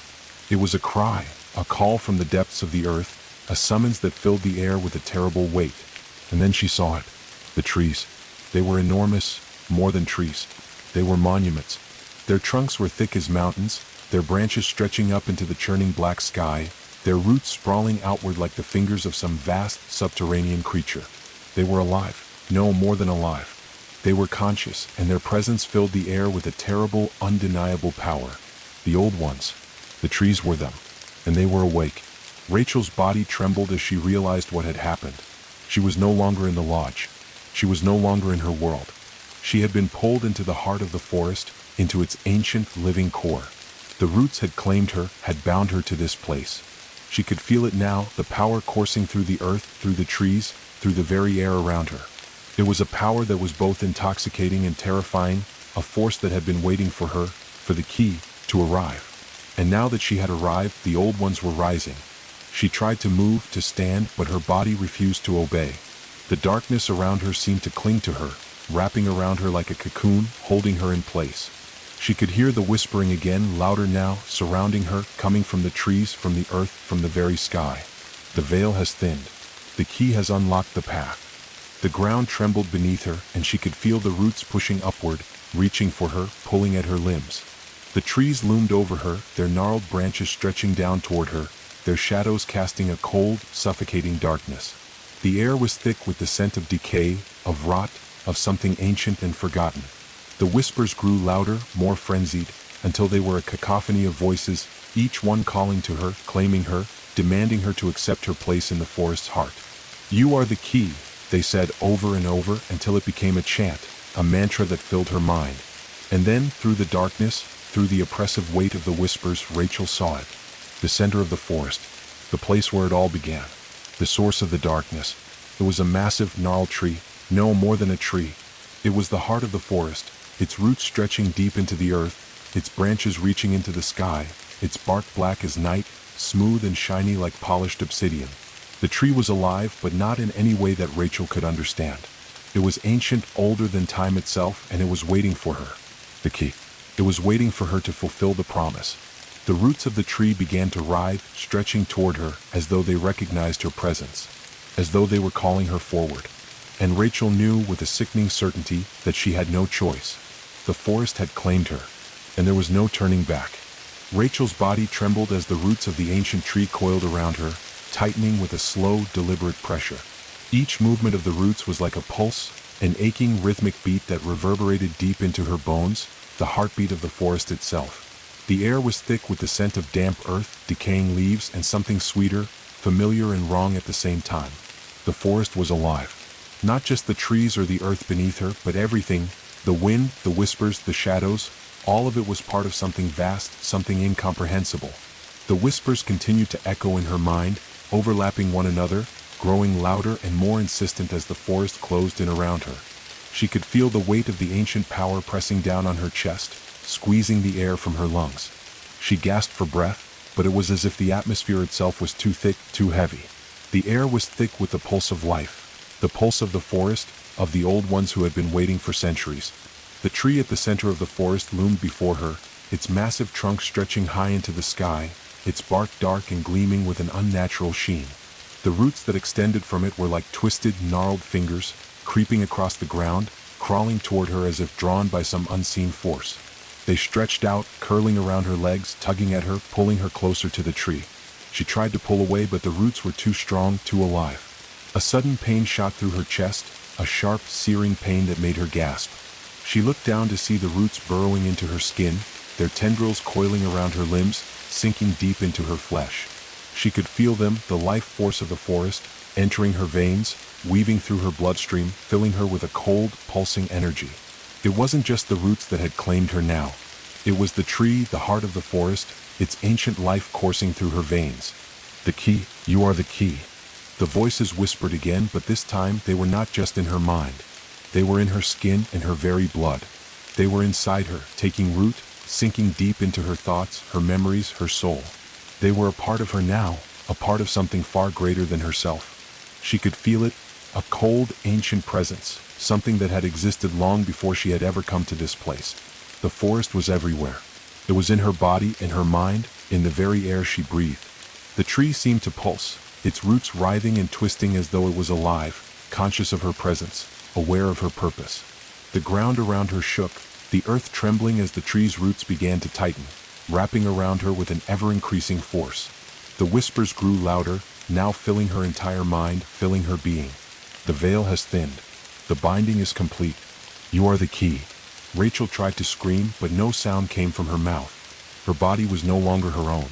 She could feel herself slipping, her consciousness being drawn away, her identity fading into the vastness of the forest. She was being taken, and there was no way to stop it. The old ones, the beings that had slumbered beneath the earth for so long, had awoken, and they had claimed her as their vessel. A deep, guttural growl rumbled from the tree. It wasn't a sound made by anything alive, but by the very earth itself. It reverberated through the ground, through the air, through Rachel's chest, filling her with a sense of dread so intense she felt as if her very soul was being squeezed by an invisible hand. The roots dug deeper into her flesh, and she could feel the energy of the forest coursing through her like a flood. The ground beneath her seemed to dissolve, the earth giving way to an endless abyss, a chasm of darkness that stretched far beyond the physical world. She could feel herself falling, but not in the way one would fall in a dream. It was a falling through time, through layers of existence, into a place where nothing made sense, a place where reality itself bent and twisted. She knew this place. It was the heart of the forest, the place where the old ones resided, where the veil between the worlds was thinnest. It was a place outside of time, outside of space. A place that had never been meant for mortals. A place where the rules of the world no longer applied. You are the key. The voice echoed, but it was not just a voice. It was the voice of the forest, the voice of the old ones.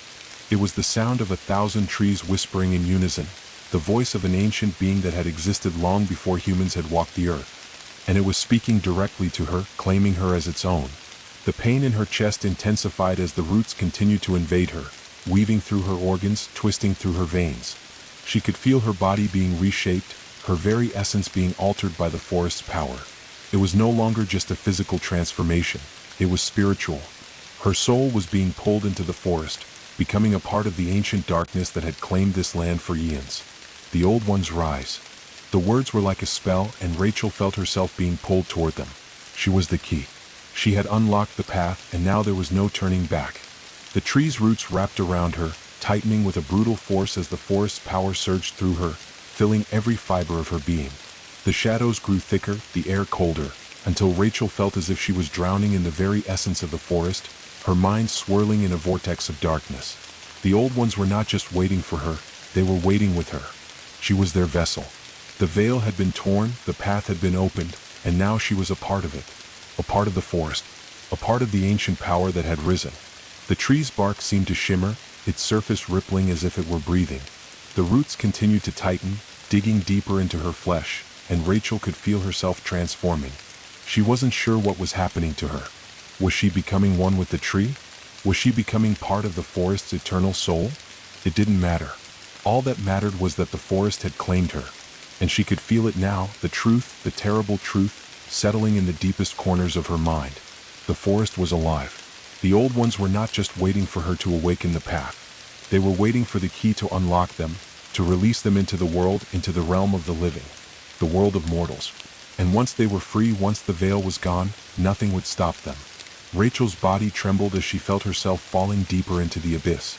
She could see the dark expanse of the forest stretching infinitely in every direction, the trees towering above her, their gnarled branches reaching out like skeletal hands, their eyes cold and unblinking, watching her every move. The key has unlocked the way, the voices whispered again, but this time it wasn't just a statement, it was a promise. The old ones were coming, and they would rise from the depths, from the heart of the earth, and there would be no one left to stop them. Rachel's vision blurred as the darkness took hold of her completely, and in the distance, through the shadowy expanse, she saw something emerging, something far larger than the tree, far older than the forest itself. It was a vast, shifting mass, its form indistinguishable from the night itself. It was the true heart of the forest, the entity that had been waiting beneath the roots, waiting for the key to unlock it. And now it was free, and with it the old ones, the eternal, hungry darkness. And Rachel the key. Her soul was no longer her own. It was theirs. The world around Rachel dissolved into an endless sea of darkness. The boundaries of reality, of time, of space, broke apart in jagged, chaotic fragments, and she felt herself being pulled into them. The forest, the trees, the roots, they were no longer just physical things. They had become ideas, concepts, and those concepts were unraveling, shifting, and merging. There was no longer any separation between her and the ancient force that had claimed her. She was no longer just a vessel. She was becoming part of it. The sensation was like being torn apart and rebuilt all at once. Her skin was no longer her skin. Her heart, no longer her heart. The blood that pulsed through her veins was no longer just blood. It was the lifeblood of the forest, of the dark beings that had waited beneath the earth for eons. She could feel them in her, with her, a part of her. The roots that had once wrapped around her body, coiling and digging into her flesh, were now moving through her soul. They were no longer physical tendrils, but extensions of a presence, of an ancient will. It was as if she had become the very conduit for the forest's power, its breath, its heartbeat. And the whispers, they were no longer whispers. They were thoughts, and not just her thoughts. They were the thoughts of the old ones, the ancient beings that had slumbered beneath the earth for millennia, waiting for this moment. She could feel them, each one a part of her, each one filling her with a sense of boundless knowledge, boundless hunger. They were all alive, alive in ways that she had never understood, never could have understood. They were vast and timeless, and their hunger for freedom was endless. The key has unlocked the path. The words reverberated through her consciousness, louder now, as though they were coming from within her own mind, but also from beyond it. They filled her, pushing out every other thought, every other feeling, until there was only one purpose left. The forest's purpose. The old one's purpose. The very fabric of reality was bending, warping around her, as if the walls between worlds were dissolving. It felt as though she was being drawn through time itself, as if the forest had always existed and always would, stretching into eternity. Each breath she took felt like 1,000 years, each moment stretching longer than the last. The ground beneath her feet was gone now, and Rachel found herself floating, suspended in the endless chasm of shadow and light. She could hear the cries of distant creatures, the sounds of the forest waking, of the world awakening. The air around her shimmered with the faintest traces of something ancient, something so old that it defied description. There were no stars here, only an infinite sky of deep, unyielding blackness, filled with swirling currents of energy that seemed to hum with an unnatural power. But then something shifted. The roots, those dark, creeping tendrils, were not only inside her anymore, they were everywhere. The very air seemed thick with them, every molecule of space intertwined with their presence. They had spread beyond her body, beyond the lodge, beyond the forest itself. The forest was no longer just a place, it was an all-consuming force. It was both the land and the air, the sky and the ground, and everything in between. And in the midst of the darkness, the heart of the forest, the true heart, began to pulse. Rachel felt it like a thunderous beat, like the pounding of a great heart. It resonated deep within her, vibrating in every cell of her being. The tree at the center, the massive, gnarled creature that had stood like a sentinel for centuries, shifted. Its roots dug deeper into the earth, and its massive branches stretched out toward her, toward the veil between worlds. It was no longer just a tree. It was the source, the origin of all that had been waiting, the core of everything the old ones had ever wanted. The tree's roots began to twist and writhe, expanding outward like a vast web of darkness, as if it were reaching out to claim the world. And as they moved, the earth itself trembled beneath Rachel's feet. The world around her seemed to collapse, to fold inward like the pages of a book being turned, and she felt herself being drawn into the very heart of the forest, pulled closer and closer to the entity that had waited for so long. In her mind, the voices of the old ones grew louder, more insistent, until it felt as though they were screaming at her. It was a cacophony of voices, overlapping, blending together into a single roar that filled her head and rattled her bones. The ground beneath her was no longer solid. The air was no longer breathable. It was as if the entire world was dissolving around her, and she was being swept away, carried on the tide of something that was both terrifying and exhilarating. "You are the key." The words rang through her skull, echoing with such force that it felt as though her very mind might shatter under the weight of them. Her entire body was vibrating now, every fiber of her being alive with the energy of the forest, with the power of the old ones. The roots inside her had reached deeper, weaving their way into her very soul, pulling her thoughts apart and reconstructing them, twisting them into something new, something more. Rachel felt her body stretch, her limbs growing longer, her skin changing, as if the very essence of who she was being rewritten.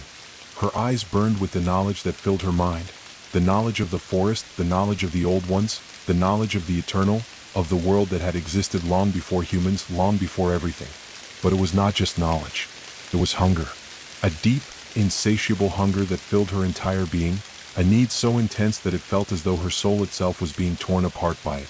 The darkness around her surged, a flood of energy that threatened to overwhelm her entirely. It was the will of the old ones, the force that had been dormant for so long. And now it was awake, and it was hungry. As the heart of the forest began to beat faster, the world around Rachel seemed to shudder in response. The darkness thickened, wrapping around her like a suffocating blanket, and she felt herself being pulled closer to the center of it, to the roots, to the heart. The whispers of the old ones had become a roar, a deafening sound that filled her ears, her mind, her very soul. She was no longer Rachel. She was them. She was the key to their freedom. She was the bridge between worlds, the conduit through which they would rise. The old ones rise. The words thundered in her mind, filling her with such a force that she couldn't think, couldn't breathe, couldn't exist outside of it. The roots inside her, the dark energy that had entwined with her very being, grew stronger, pulsing with an ancient rhythm. The earth shook beneath her feet again, but this time it was different. The ground split open, not with a tremor, but with a violent force that sent cracks spreading through the air itself. From the fissures in the earth, something began to rise. It wasn't just the roots, or the trees, or the branches, it was the old ones themselves. Their forms were vast and shifting, impossible to comprehend, their bodies made of the same dark energy that had once been the forest itself. They were emerging from the cracks in the earth, from the depths of the ancient tree, from the darkness that had been waiting for eons.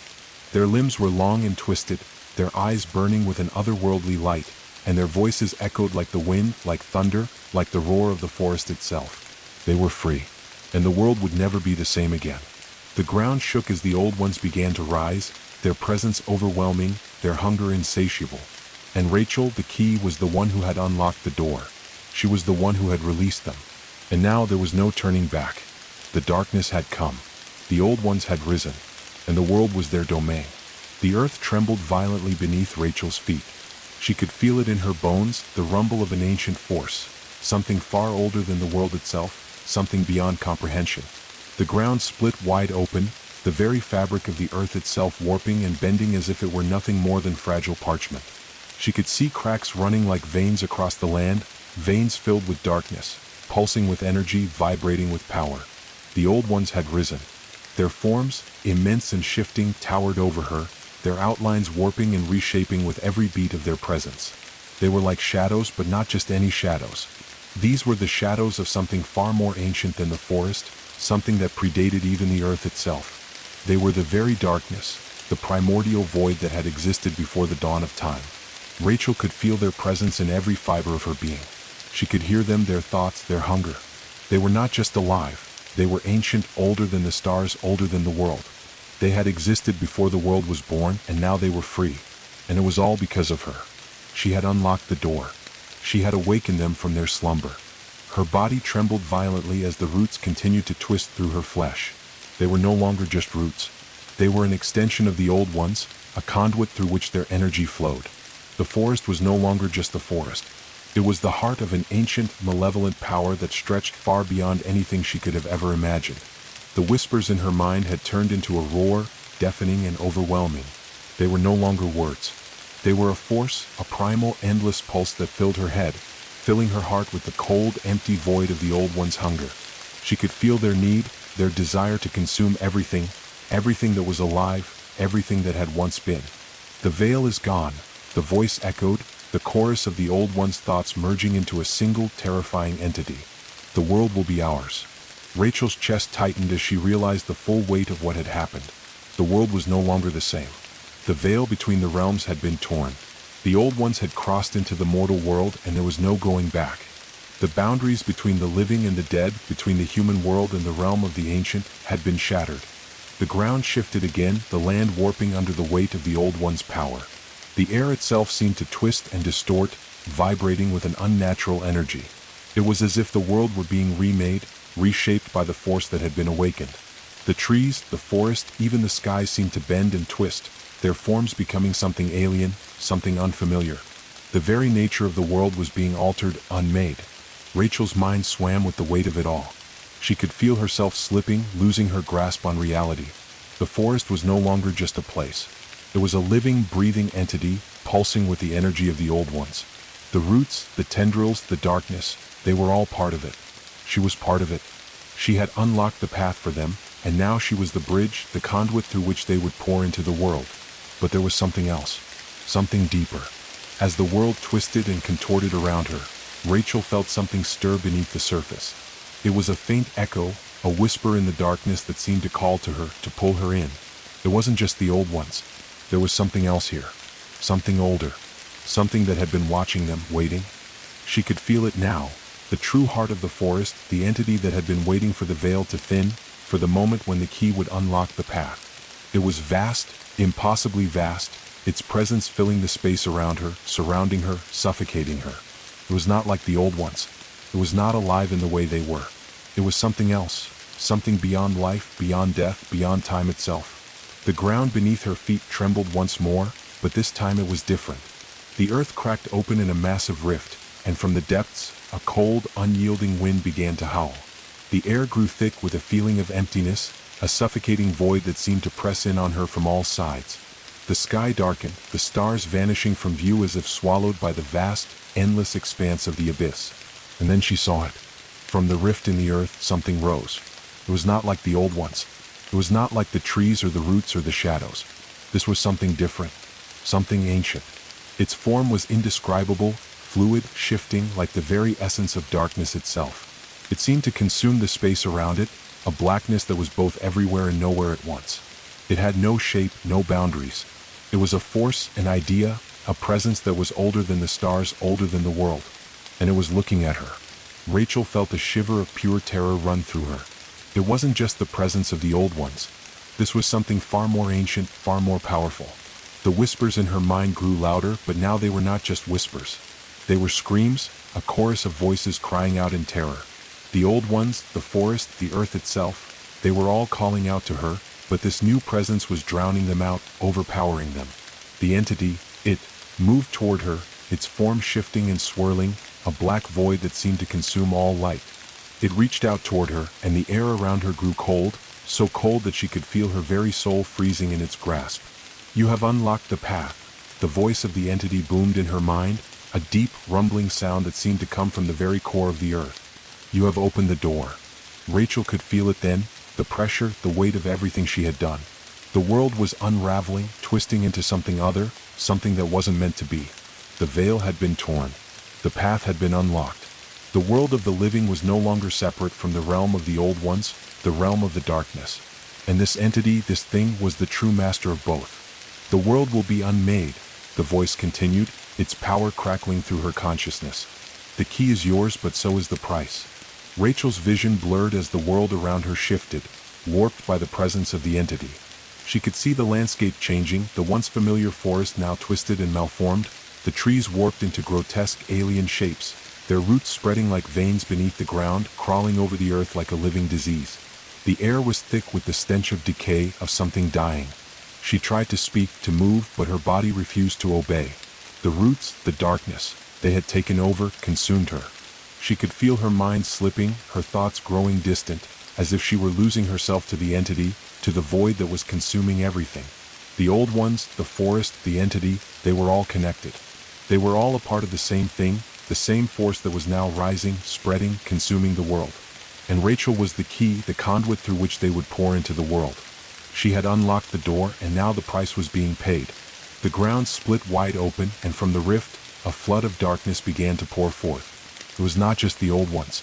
It was everything. The darkness that had been waiting beneath the earth, the hunger that had been lurking for centuries, was now rising, spilling into the world.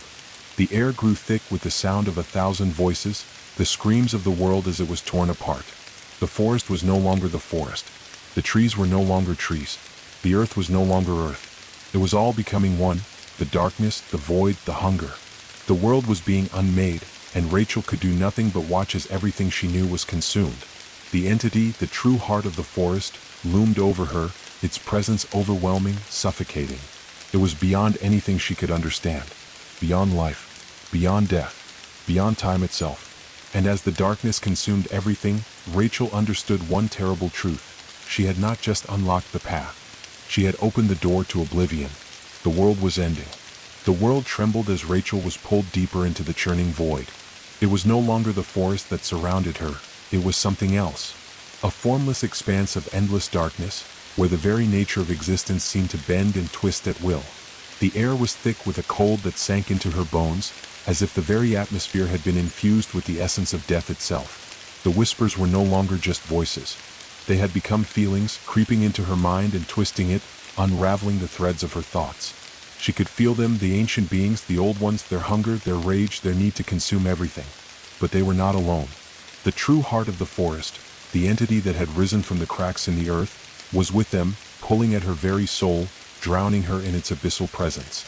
The darkness around her was infinite, suffocating, and as she floated in the void, she could no longer feel the ground beneath her feet. There was nothing here but the void, the cold, and the whispers that filled her mind, swirling like a storm, each one carrying a different voice, a different thought, but all united in one single purpose. The world will be unmade. It was the same voice, the same promise, over and over.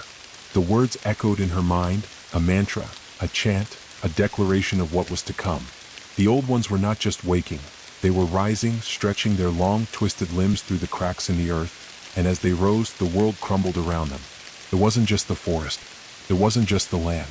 It was everything. The very fabric of reality itself seemed to be collapsing. The stars were no longer visible in the sky. The sky itself had disappeared, replaced by an oppressive, churning blackness that seemed to devour all light. There was no horizon, no ground, no sky, just a vast, empty expanse where the boundaries of time and space had been obliterated. In this place, nothing was fixed. Nothing was solid. Nothing was real. Rachel's body felt weightless, as if she were drifting through a dream or a nightmare, one where nothing had meaning, where nothing could be trusted. She tried to reach out, to grasp something, anything, but her hands passed through the darkness as though it were made of smoke. There was nothing to hold on to. She was lost in the abyss. But there was one thing she could hold on to: the key. The thought appeared in her mind like a bolt of lightning, as sharp and clear as if it had always been there. She was the key.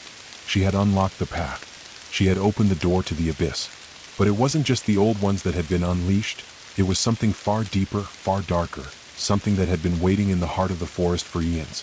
The forest had always been a place of shadows, of whispers, of dark things lurking just beneath the surface of reality. But now that darkness had been allowed to seep into the world.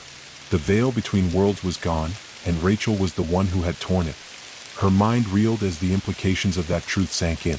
The entity, the one that had watched everything unfold, the one that had been waiting patiently for centuries, it was not just a force of darkness. It was a consciousness, a being beyond time, beyond comprehension. And now it was rising, its power flooding the world. The roots of the ancient tree that had once stood in the heart of the forest were no longer just roots.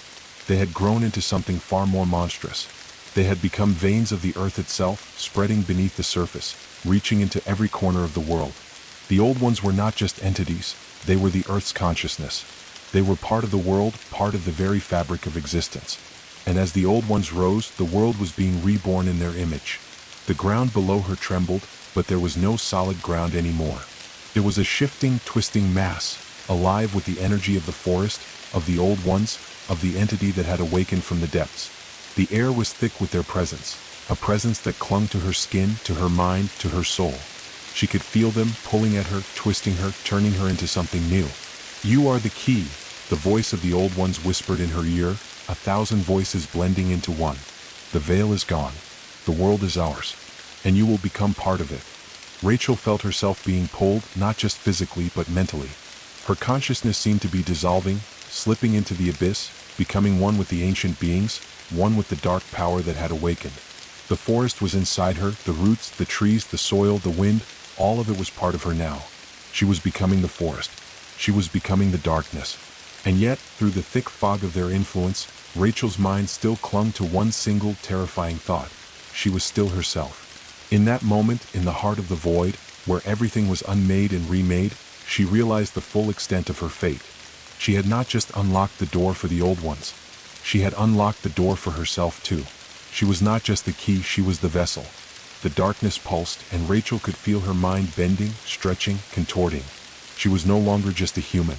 She was becoming something else. Her senses distorted as the roots continued to grow inside her, twisting deeper into her flesh, into her bones. The very fabric of her being was being rewritten. She could feel it, feel herself being pulled apart, her consciousness stretching, expanding, merging with the forest, with the abyss. And through it all, the whispers grew louder, the voices of the old ones filling her mind with a single, overwhelming thought. The world will be ours. The darkness wrapped around her like a shroud, cocooning her in its cold embrace. She could feel her limbs growing heavier, her form stretching, warping, as if she were being reborn. She was losing herself, but in a way that was both terrifying and intoxicating. The roots, the tendrils, the shadows, they were not just part of the world anymore. They were part of her. And then, suddenly, it stopped. The swirling chaos, the abyss, the presence of the entity, it all halted. For a brief, terrifying moment, everything was still. The voices fell silent. The air, thick with the weight of the forest's power, seemed to hold its breath. The earth beneath her feet, if it could still be called earth, was quiet, as if it had paused in its eternal struggle between the living and the dead. Rachel felt herself standing in that stillness, her breath catching in her throat, as if she were on the edge of something monumental. The roots that had once clung to her body were now a part of her, inside her, consuming her thoughts, her mind, her very soul. She was no longer herself. She was a part of the abyss, a part of the forest, a part of the old ones. She could feel them with her, beneath her, around her, inside her. They had become her. And then, from the void, the voice of the entity spoke. It wasn't the old one's voices anymore. There was just one, a single, powerful voice that seemed to fill the entire universe. It was the voice of the true heart of the forest, of the entity that had waited for the veil to fall, for the moment when the key would unlock the door. The time has come. Rachel felt the words not in her ears but in her bones. She felt them in her blood, in her veins, in the very essence of who she was becoming. The world was no longer just a place. It was a canvas, and the entity, the heart of the forest, was ready to paint it in its own image. And she, Rachel, was the brush. The time had come. The old ones had risen, and the world would never be the same. The words of the entity, "the time has come," reverberated within Rachel's very essence, sinking deep into her bones, her blood, her thoughts. It wasn't just a declaration, it was a command. The universe around her seemed to bend and reshape at the mere sound of those words. Reality itself fractured and reassembled, reweaving itself into a new form under the weight of the abyssal force that now dominated the world. Rachel's body, a body she could no longer truly claim as her own, was the vessel for this transformation. It was no longer just flesh and bone. It was a conduit, an anchor for the forest's power, for the dark energy that pulsed through the roots, through the air, through the very soil. She felt it in her chest, that deep, resonant thrum, like the heartbeat of the earth itself. The ancient energy was filling every inch of her being, rewiring her, reshaping her into something other, something ancient. The ground beneath her feet, what was left of it, was shifting. The earth seemed to tremble, but it wasn't just the earth. The very laws of the world were trembling. The fabric of reality had been torn, and through the gaping rift, the old ones were beginning to flood the world. Their presence spread like a tide, creeping into the corners of existence, drenching everything in their vast, endless hunger. The forest was no longer just a place of shadows and whispers. It was now the very essence of reality itself. The trees, once ancient guardians of the land, had transformed. Their gnarled branches stretched toward the sky like twisted fingers, their leaves no longer green but shimmering with an otherworldly iridescence. Their roots had sunk deep into the world, weaving through the fabric of time and space, connecting all things. They were no longer just trees. They were channels for the forest's consciousness, and that consciousness was now free to spread, to consume, to reclaim the world. Rachel felt the pulse of it all, a terrifying, exhilarating flood of power. She could see the landscape around her shifting, twisting, as if the earth itself were being painted anew, each brushstroke filled with the darkness that had been released. The sky, once a comforting expanse of blue, had been replaced by swirling storm clouds, black and angry. The wind howled with the voices of the old ones, the sound of 1,000 souls rising from the depths of the forest. But Rachel couldn't focus on the outside world. Not anymore. The power that flowed through her was all-consuming. It was like a drug, an intoxicating force that filled every part of her, drowning out her sense of self, drowning out everything but the dark, endless pull of the entity. She felt herself slipping deeper into the void, her mind and soul intertwining with the ancient force. She was becoming the forest, becoming the void, becoming the hunger. Her body was changing.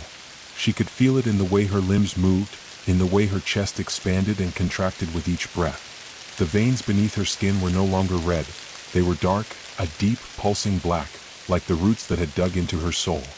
Her fingers curled, her nails sharpening into thin, obsidian points, the tips of her hair shimmering with an unnatural glow. She could feel the wind running through her veins, the ancient trees whispering in the recesses of her mind. It wasn't just her body. Her very thoughts were twisting, reshaping, becoming one with the forest's consciousness. The voices of the old ones, once distant and far off, were now inside her mind, their thoughts mingling with her own. They weren't just whispers anymore. They were commands, desires, overwhelming urgencies. And as Rachel stood in the midst of the shifting, decaying world, she understood, in a way that went beyond thought, that the forest was no longer a place. It was all things. The very fabric of existence was now suffused with the will of the old ones. The creatures of the earth, the winds, the oceans, everything was being reshaped in their image. And she, Rachel, was the key. She had unlocked the door. She had opened the path. She had chosen to be the vessel. The pulse of the entity grew stronger, a deep, resonant thrum that vibrated through her chest, through her limbs, through every part of her being. Her vision blurred as the world around her twisted, the landscape warping like a reflection in a pool of water disturbed by a stone. The forest, the true forest, began to emerge not from the ground but from the air itself. The roots stretched out of the very atmosphere, lashing and twisting in the void. They were not bound by time. They were not bound by space. They were the very essence of creation and destruction, of life and death. The entity was not just a being, it was the embodiment of creation, of life itself, but twisted and corrupted by its own hunger, its own need to consume. It had waited for eons beneath the surface of the earth, watching, waiting, growing, until the time had come to rise. And now that it was free, it was not content to simply exist in the world. It sought to reshape it, to reclaim it, to return everything to its primordial, chaotic state. Rachel felt her heart racing as she was drawn deeper into the entity's will. She could see it now, stretching out before her, the vast, dark mass of the forest, the heart of the forest, the true essence of the world that had been locked away beneath the surface. And it was calling to her, drawing her into its center. It was no longer just a presence. It was a force, an idea, a consciousness that existed beyond comprehension. The roots, the trees, the earth, all of it was part of it, and Rachel, as the key, was the center. But as she moved toward the heart of the forest, toward the entity that had brought her to this place, something shifted.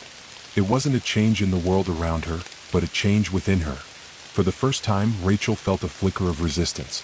A single tiny thread of her former self, of her humanity, clung to the edges of her mind, whispering in the recesses of her consciousness. Was this what she truly wanted? She had unlocked the door. She had freed the old ones. She had become them. But was this what she had wanted all along? Was this the fate she had chosen when she first set foot in that cursed forest, when she first encountered the old tree? For a moment, the flood of voices and thoughts, the overwhelming pressure of the entity, seemed to pause. It was as if the world held its breath. In that stillness, Rachel felt herself standing on the precipice of something immense, something that transcended her, that transcended the forest itself. She was no longer sure what she had become. The hunger, the pull of the abyss was still there, but there was also something else. A question, a doubt, an understanding that perhaps, just perhaps, there was still time to turn away. But the moment passed. The whispers returned, louder than before. The voices of the old ones grew even more insistent, their desire for consumption, for control, for the unmaking of the world, overwhelming her mind. The presence of the entity pressed against her, suffocating, drowning out everything else. The forest was no longer just a place. It was a living, breathing force that now flowed through every part of the world, through every part of her. And there was no escaping it. There was no turning back. The time had come. And Rachel, the key, was no longer human. She was the forest. She was the darkness. She was the hunger. The very air around Rachel shimmered, thickening as the forest's essence pressed in, permeating her body, her thoughts, her soul. There was no longer a boundary between her and it, between herself and the ancient consciousness that had risen from the earth. She was no longer a person. She was a manifestation of something older, something deeper, something much more ancient than the very concept of life and death itself. In that moment she understood. She understood the depths of the entity's hunger. It was not simply the desire to consume, it was the yearning to become. The forest was not content to exist as it had been. It sought to absorb everything, to merge every living thing into its vast, ever-expanding consciousness. It wanted to stretch across the world, to reclaim everything that had ever been divided, every force that had ever been separated. The world as it had once been, the boundaries between earth and sky, living and dead, light and dark, had been a lie, a thin veil that obscured the truth. The truth was this: all things are one. The forest, the world, the universe, it was all a single entity, a single consciousness that had been split by time and forgotten by humanity. Rachel could feel its pulse in her chest, like a heart that beat in the rhythm of the earth itself. The hunger was within her, wrapping around her very soul, drawing her deeper into its influence. The more she resisted, the more it consumed her, until all that was left of her human thoughts and feelings was a faint, distant whisper. The rest of her mind, the rest of her being, was slipping away, consumed by the forest's will, by the endless abyss that seemed to stretch out before her. The roots, no longer just roots, wrapped around her, burrowing deeper into her flesh, intertwining with her thoughts, her memories. They were feeding on her, drawing out the very essence of who she had once been, replacing her with something else, something dark and boundless. As the roots snaked through her skin and into her veins, they pulsed with the energy of the forest. She could hear their call in her bones, in her blood. It was a sound without a sound, a deep, resonating thrum that filled her very being. She could no longer remember her name. She could no longer remember what it had felt like to be Rachel. All she could feel now was the call, the overwhelming need to expand, to consume, to become. The hunger of the forest coursed through her, a cold, insatiable force that reached into every corner of her mind, reshaping everything. She was no longer bound by the limitations of a single existence. She had become the infinite hunger. The world around her continued to twist, morphing into something that was both familiar and foreign. The trees, once trees, had now become towering behemoths, their trunks swollen with the darkness of the forest's power. Their bark, blackened and smooth like obsidian, stretched up into a sky that was no longer a sky but a vast, oppressive canopy of swirling shadows. The ground beneath her feet, if it could even be called ground anymore, was soft, spongy, and alive, pulsating with the life of the ancient entity that had once been confined to the depths of the earth. It had risen, and now it was everywhere. She could feel the pulse of the world around her, the slow, steady beat of the entity's heart, deep and powerful, like the breath of the earth itself. And with each beat, the hunger grew. It was an unquenchable, insatiable force that reached out toward the stars, toward the very edges of reality. It sought to reclaim everything, to reforge the world in its image. It wanted to bring an end to the boundaries of existence, to undo the idea that anything could be separate. The void had come. Rachel, or what was left of Rachel, felt the weight of the truth in her bones. The forest was no longer a place. It was a force that stretched across all things. The winds that blew through the twisted branches of the trees were filled with whispers, voices that echoed with the hunger of the entity. The roots, those insidious ancient tendrils, stretched out far beyond the forest, burrowing into the world, pulling everything toward its heart, toward the infinite hunger that was consuming the very fabric of reality. And still, Rachel felt herself changing, becoming something more. She could feel the transformation in every fiber of her being, every part of her body, every shred of her humanity slipping away. The forest had claimed her. The entity had claimed her. She was no longer a part of the world she had known. She was becoming part of the hunger. She could feel the life of the forest running through her. The energy of the earth, the roots, the trees, they were part of her now, and she was part of them. Every living thing, every creature that had once roamed the earth, every whisper of wind, every drop of rain, all of it was now part of her, and she was part of it.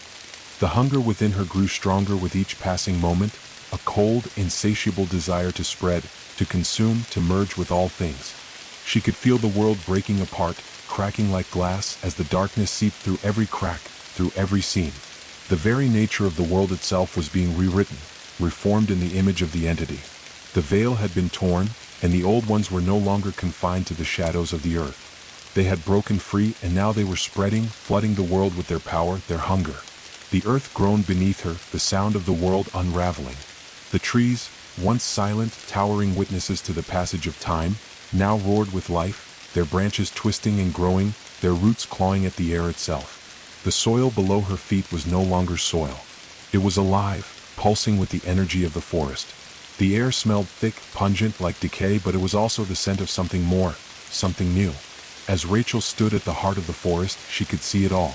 The trees had become towers of darkness, their trunks stretching into the sky like reaching fingers, their roots sprawling across the earth, digging deep into the world's core. The forest had become a living, breathing entity, and it was consuming everything. The rivers were no longer just water. They were veins, flowing with the blood of the earth, carrying the darkness that had once been locked away beneath the surface. The world was no longer divided into separate realms. The line between life and death had been erased. The world itself had become the forest, and the forest had become everything.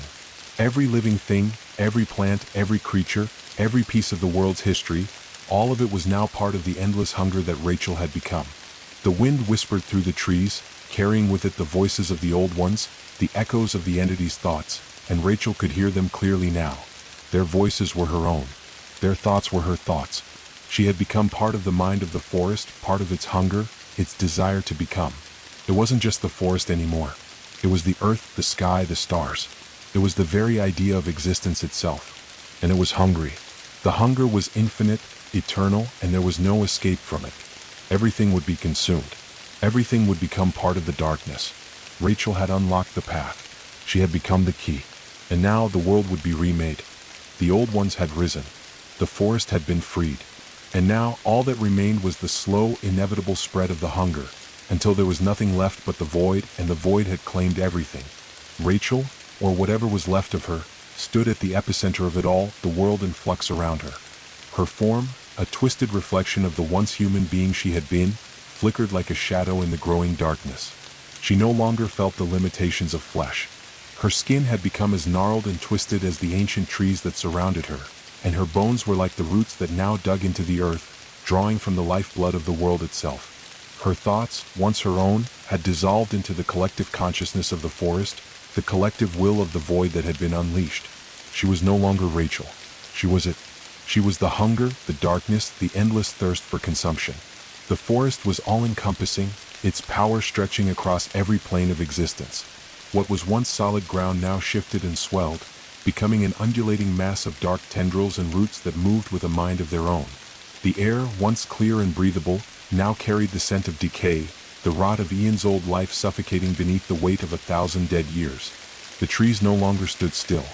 Their twisted limbs coiled and uncoiled like serpents, scraping against the sky, sending deep, mournful groans echoing into the abyss. The sky, once a vibrant expanse, had been consumed by the thick, black clouds that now swirled above them, blotting out the stars.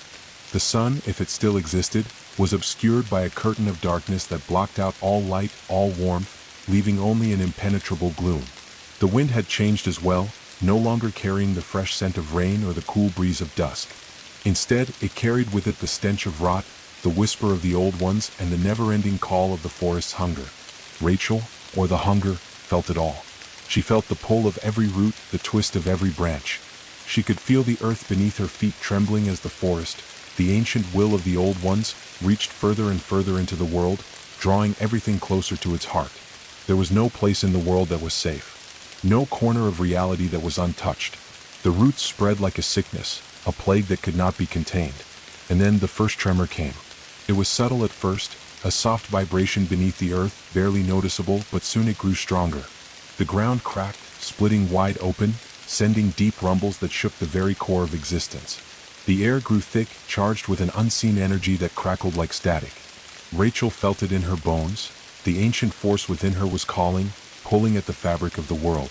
The entity that had consumed her was waking fully now, and with it came the force of the forest's unrelenting hunger. The trees groaned as if in pain, but there was no mistaking the twisted joy that followed. The roots began to writhe, wrapping around the earth's core, drawing from it, feeding from it. The world beneath her feet was no longer just the soil. It was alive, conscious, consumed by the forest's will. The hunger spread, pulling from every living thing, drawing the very life force from the creatures and plants that had once thrived. Rachel's mind, what remained of her, watched in detached horror as the earth cracked open like the mouth of some ancient beast. Rivers of molten rock surged from deep within the earth, flooding the surface, pouring across the land like blood from a wound. The water of the rivers, too, was changing. It was thickening, darkening, becoming something else, something unnatural. The ancient power that had awakened was not simply consuming the land, it was remaking it, reshaping it to its will. The riverbeds split and twisted like veins, feeding into the ever-growing root system, pulsing with the dark energy of the forest. The first scream came from the distant horizon. Rachel turned, her senses drawn to it instinctively, though she could no longer identify her own thoughts. It was a cry, a human cry, high-pitched and desperate, echoing from somewhere in the midst of the desolation. She could hear the faint sound of chaos, footsteps running, shouts of terror, the sounds of things being torn apart. The world was being swallowed alive, and those who remained were powerless to stop it. The people, the survivors, were scattered, running toward distant cities, seeking shelter, seeking refuge from the oncoming tide of darkness. But it would be pointless. It had always been pointless. Rachel could feel it in the pulse of the earth. The hunger could not be outrun, could not be evaded. It would consume everything. No man, no creature, no living thing could escape. She felt the first tremors in the distant forest, the first hint of the roots making their way toward the villages, creeping beneath the ground, reaching out to ensnare. The ancient trees stretched their limbs far and wide, their gnarled branches tearing through the sky, blotting out any hope of salvation. The very air seemed to bend and warp around the dark force that was sweeping across the world. The hunger was spreading, relentless and unyielding. Rachel, or the entity now, for there was nothing left of her but the will of the hunger, felt a pull deep within her, a deep, gnawing desire to expand, to consume. The forest wanted more, wanted everything. It wasn't enough to simply destroy the world, it wanted to reshape it, to turn it into an extension of its eternal, insatiable hunger. The trees would no longer be trees. The creatures would no longer be creatures. The earth itself would no longer be earth. Everything, every living thing, every dead thing, would be part of the forest, part of the void. The first village to fall was nothing more than a hollow shell within hours. Rachel could hear the cries of the villagers, distant and muted, as if they were already swallowed by the dark expanse that surrounded them. There was no escaping the roots. They tore through the ground with terrifying speed, wrapping around houses, around structures, dragging them into the earth. There was no fire to be found here, no light to push away the encroaching night. The roots snaked through the cracks in the earth, burrowing beneath the foundations, spreading like poison. The cries grew louder, desperate, but it was all in vain. The hunger had come. And then it was silent. The once bustling village was now a graveyard, its buildings reduced to piles of rubble, its streets choked with the roots that had consumed everything in their path. The earth, now soft and moist with decay, was a feeding ground for the forest's insatiable desire. The soil had turned dark, bloated with the remains of what had once been alive. Rachel could feel it. The last vestiges of humanity had been consumed. The souls of the villagers, the echoes of their lives, were now part of the dark mass, part of the hunger that was spreading across the world. The winds no longer carried the scent of life. They carried the scent of death, of rot, of something old and hungry that could never be satisfied. And still the forest spread. It moved in waves like a great tidal force, swallowing every inch of the earth, bending reality to its will. The once pristine landscapes, the towering mountains, the wide open fields, everything was being consumed, reshaped, turned into an extension of the dark will of the entity. Rachel felt it then, the essence of the void, the hunger that had consumed everything. It was not just a desire for life. It was a desire for control, for the power to shape and mold the world in its image. It wanted to reshape existence itself, to fold the universe into its dark will, and Rachel, the hunger, was the conduit through which it would be done. But there was something else, something deep beneath the surface of the consuming force. A question, a doubt. Was it truly enough? The hunger, endless and all-consuming as it was, had a voice of its own, and in the quiet moments Rachel could hear it whispering, asking the same question over and over. Was it truly enough to consume everything? The answer as always was no. There was always more to consume, always more to reshape, always more to bend to its will. And the hunger? It would never, ever be satisfied. The world, it seemed, had ceased to exist as anything but an echo of the forest's will, a hollow shell drifting in the vast nothingness of the void. The hunger spread like a plague, devouring everything in its path, transforming all it touched into something that no longer resembled the natural world. The winds had become sharp, biting, as if they carried the very essence of the void, cold, oppressive, unyielding. Rachel, or what had once been Rachel, stood at the center of it all, her mind a swirling vortex of desires, commands, and ancient whispers. Her body, twisted and malformed, was now an instrument of the forest's will, a puppet tethered to the hunger that pulsed through her. She could feel it, the entity within her, its presence like a storm of endless power that could not be quenched. Its power moved through her veins like fire, like ice, like something ancient and terrifying. It was not simply a force that consumed the land, it was a force that became the land. The trees, the roots, the earth itself, they were no longer separate from her. They were her. The air she breathed, the ground beneath her feet, the very world that had once been alive, all of it was part of the unyielding hunger that she now embodied. As she stood at the epicenter of the cataclysmic transformation, she could feel the world around her, the world that was slipping away, shudder and quake. The forest's influence had expanded far beyond the once lush woodland. The hunger reached into every corner of the earth, tearing at the very fabric of existence, reshaping it into something unrecognizable. Rivers ran red, the oceans churned with strange tides, the skies themselves had darkened, their once blue vastness turned into an inky black void, pregnant with the weight of the unspoken. The trees, those ancient sentinels, now grew like wild, twisted behemoths, gnarled and veined, their bark slick with dark, sap-like ichor that dripped to the earth below. They creaked and groaned as though the very wood was alive with an insatiable desire to spread.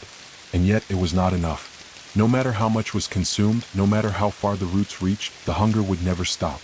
There was always more to take, always more to remake, always more to devour. As Rachel stood there, tethered to the void, she felt it, the gnawing, constant need for more, for everything to be swallowed, to be turned into the same unrelenting force that coursed through her. Beneath her, the earth began to split open once again, sending deep, resonant tremors through the very core of the world. The trees that surrounded her, those towering pillars of life and death, of beginnings and endings, shuddered with the vibrations. The roots beneath the ground whispered of things long forgotten, of terrible forces that had waited patiently for their moment. The wind began to howl, a mournful sound that twisted around Rachel like a lover's embrace, pulling her deeper into the abyss of the hunger that consumed everything. She could hear the whispers of the old ones, their voices merging with her own thoughts, their presence invading the very fabric of her mind. "The world is ours," they whispered in unison, their voices echoing with a hollow, otherworldly tone. "The hunger is endless. has always been endless. We have only just begun. Rachel felt her heart, if it could even be called a heart anymore, ache. It wasn't a pain she recognized, but it was something. A deep yearning. A sense that there was something beyond the hunger, something that had once been a part of her but was now lost. The pull of the void was overwhelming, but in that brief moment she remembered what it had felt like to be human. She remembered a time when the world had been whole, when she had been a part of it rather than its devouring force. But that memory faded quickly, slipping away like mist in the morning sun. The hunger surged again, and Rachel was swept into it, her thoughts drowning in the overwhelming power of the forest's will. The earth trembled beneath her, and the dark roots surged forward, creeping across the land like a living mass of shadows. They reached toward the cities, the towns, the places where the last remnants of humanity clung to life. She could feel their desperation. The last few survivors hiding in the depths of the world, hoping for some salvation. But there was no salvation, only hunger. The roots tore through the earth, spreading like an infection, consuming everything in their path. Buildings crumbled, cities fell, and the land itself seemed to collapse into nothingness. The forests were no longer just forests, they were alive with power, with hunger. They had become the consuming will of the forest, their leaves rustling with the faint whispers of those long lost to its grasp. Rachel could hear the sounds of battle, distant cries, the clashing of metal on metal, the futile attempts of the last soldiers to hold back the tide. She could hear the frantic screams of those who tried to escape, but it was all in vain. The hunger could not be escaped. The land itself had turned against them.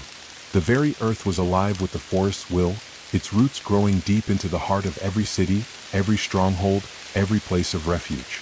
The battle raged on, but it was a battle already lost. The roots were everywhere, creeping into every building, every crevice, wrapping around every stone and wall, dragging everything into the darkness.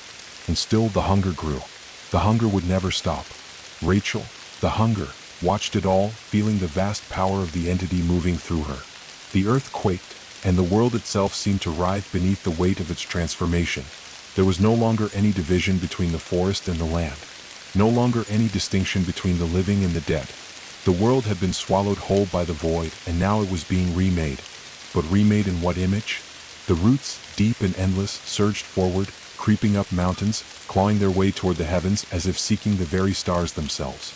The sky above was blackened, dark, its once hopeful light swallowed by the dark clouds that churned like a storm. The winds no longer carried the scent of life, but the thick, pungent stench of decay, of rot, of ancient, unrelenting hunger. The very air was poisoned with the essence of the void, with the essence of the forest's insatiable desire. And still the world struggled. Those who had once fled to the cities, to the sanctuaries, now realized the truth: there was nowhere left to hide. The hunger had consumed everything. The roots had torn through the barriers they had set, the walls that had once kept them safe. There was no escape, no salvation. The hunger had claimed everything, and those few who remained were nothing more than the last flickering embers of a dying flame. Rachel could feel it then, the last remnants of humanity hanging on by a thread. The resistance was futile, but it had to be. It was in their nature to resist. It was in her nature to resist once long ago. She could feel their fear, their defiance, their will to fight back against the inevitable. But it was too late. The hunger had already won. It always would. The roots began to coil tighter, wrapping around every living thing, every last hope, squeezing the life out of it. The cities, now nothing more than husks of their former selves, were swallowed whole. The last whispers of the humans who once called them home were silenced, consumed by the forest's will. The earth, once divided into pieces, was now a single, unbroken whole, pulsing with the life force of the hunger. And Rachel, the hunger, felt a sense of completeness, of finality wash over her. The world had been consumed, the last fragments of humanity absorbed into the dark mass of the forest. The roots, once small and insignificant, had become the lifeblood of the earth, weaving their way through every corner of existence, wrapping the world in their endless embrace. The hunger, the void had taken all. But there was something more. Something that Rachel, or what was left of her, could not ignore. A flicker of something deep within, something that had once been her. A question. Had it ever been enough? But before she could answer, the hunger surged again, its voice louder than ever, drowning out all thought. No, it will never be enough. And so, the world remained. The hunger continued to spread, to consume, to reshape, until all that was left was the void, and the void had claimed everything. The void had claimed all, but even as Rachel, now more the hunger than anything that could be called human, stood at the heart of this new, desolate world. The remnants of her own mind flickered like a dying ember, struggling against the darkness that sought to envelop it entirely. The pull of the entity, the forest, was relentless. It consumed, it reshaped, it became. Yet, amid the consuming chaos, there was something deeper. A paradox at the core of the hunger itself. The hunger desired, yes, but it also became that which it consumed. As the forest spread across the land, as the roots consumed the cities, the people, the very bones of the earth, there was something missing.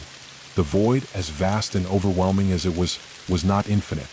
It was a vast emptiness that perpetually sought fulfillment, but as it consumed, it grew more insatiable, more hollow. Rachel felt it, a pull within her chest, beneath the roots that had woven into her very being. It was as if her soul was a single thread, barely holding on to the remnants of her humanity. The entity, the hunger, demanded everything from her, yet there was something in the far reaches of her consciousness that still clung to a memory, a feeling, a thought. Was this it? She could feel the twisting of the world around her, its fabric unraveling as the roots dug deeper into the soil, beneath the oceans, into the very core of the planet. Yet the forest did not flourish, it died bit by bit. It had become too vast, too tangled, its own growth unsustainable. As the hunger spread, so did the decay that came with it. The roots that once crawled beneath the earth, filling it with life, now rotted from the inside out, their once sturdy tendrils withering and turning to ash, falling to dust that scattered across the barren plains. The world had become a twisted reflection of itself. Where lush forests once stood, endless stretches of cracked, dead earth now stretched as far as the eye could see. Where rivers once meandered, carving paths through the land, now only dry, dusty beds remained, lifeless and empty. The sky, once filled with swirling clouds with light, was now a perpetual twilight, an inky expanse that stretched infinitely, consuming all that dared to break the unyielding darkness. The stars, once shining bright, had faded into nothingness, sucked into the blackness above like a vacuum, leaving only emptiness in their wake. And Rachel, or what was left of her, could feel it all. The hunger had become the earth, had become the air, had become the bones of the world itself, but it wasn't enough. It was never enough. The whispers of the old ones, the voices that had once been a chorus of insatiable desire, began to quiet. No longer did they echo through her mind with the same commanding force. No longer did they whisper, take, consume, reshape. Instead, they became distant murmurings, fragmented thoughts that tangled with her own. The hunger, had it grown tired? Or was there something more at play? A flicker of rebellion, of recognition, stirred within her, tiny, almost imperceptible, but undeniable. What had she become? She was not human anymore. She was no longer a woman. She was not even an entity of the forest. She was the hunger, the force that devoured, the unquenchable void. Yet she could feel her thoughts returning, like the echoes of a long-forgotten dream. Was this all that awaited the universe? Was this the end? A world consumed by its own insatiable appetite, devouring itself into oblivion, leaving nothing but an empty, endless spiral? The forest itself seemed to answer her. The once mighty trees, now gnarled and rotting, trembled as if something deep within the roots was shifting. They groaned, their boughs creaking with the weight of their own ruin, and the earth beneath her feet cracked as though it too was struggling to find some new form, some new purpose. The once ancient, powerful force that had awakened the void seemed to falter, as if it too was reaching the edge of its own existence. Rachel stood, surrounded by the disintegrating remnants of a world that had once been. The last glimmer of humanity that had lingered in her mind had almost faded entirely, and yet she could still sense something faintly beating in her heart. It was a pulse, a whisper of what could have been. A feeling that did not belong here, a force that did not fit into the ever-expanding void of hunger. The forest itself seemed to shudder at the thought, as if rejecting the very idea of something other, something separate from its consuming will. But what was left to oppose it? There were no more people, no more cities, no more resistance. The world had been reshaped beyond recognition. Every living thing, every city, every piece of nature had been absorbed, consumed, and repurposed by the hunger. All that remained were the roots that had burrowed deep into the earth, the twisted remains of the trees, and the empty, suffocating void. And still the question lingered in Rachel's, no, not Rachel, in the hunger's mind. Why had it consumed everything only to leave the world in ruin? The forest had spread itself thin. It had consumed everything it could, but now it began to turn on itself. The once beautiful, vibrant trees had begun to rot. their branches no longer stretching toward the heavens but sagging under the weight of their own destruction. The roots that had once been the lifeblood of the forest now twisted in on themselves, knotting into grotesque shapes, as if the very earth was becoming tangled in its own decay. The hunger was growing weaker. Rachel, or the hunger, could feel it. The immense force that had once swept across the world with infinite strength was now wavering. The growth had slowed. The expansion had halted. The void that had seemed eternal now felt fragile. The forest, its once unstoppable force, was now exhausted, a bloated, decaying mass with no new worlds to devour, no new things to consume. For the first time since the beginning, the hunger felt satiated. And yet the emptiness remained. The pull of the void, the endless spiral of desire, still gnawed at her, at it. There was no longer any life left to take. There were no more souls to consume. The world had become a barren husk, a shell of its former self. But the hunger, it seemed, could not stop. It was too ingrained in the very fabric of existence. It was part of the universe, a force that could not simply cease to be. And in the silence that followed, as the world lay still beneath the weight of its own decay, Rachel, or the hunger, felt something stirring within her, something she could not name. It was not a feeling of triumph or victory. It was not the satisfaction of a hunger sated. It was something else entirely. A whisper. A faint, distant voice. What have you done? It was not a voice from the entity. It was not a voice from the forest. It was not a voice of the hunger at all. It was her voice. The last remnants of Rachel, of humanity, fought to rise again, not against the entity, but against the very essence of what she had become. Against the abyss that had swallowed her whole. But how could she fight something that was now everywhere? How could she fight the hunger when she was the hunger? And yet, somewhere deep within, a flicker of a thought remained. A question. A hope. Could it ever be enough? The void was vast and the hunger eternal.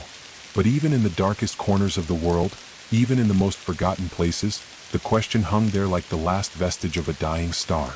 Is this truly the end? And deep within the silence, the void responded, not in words but in a slow, cold whisper.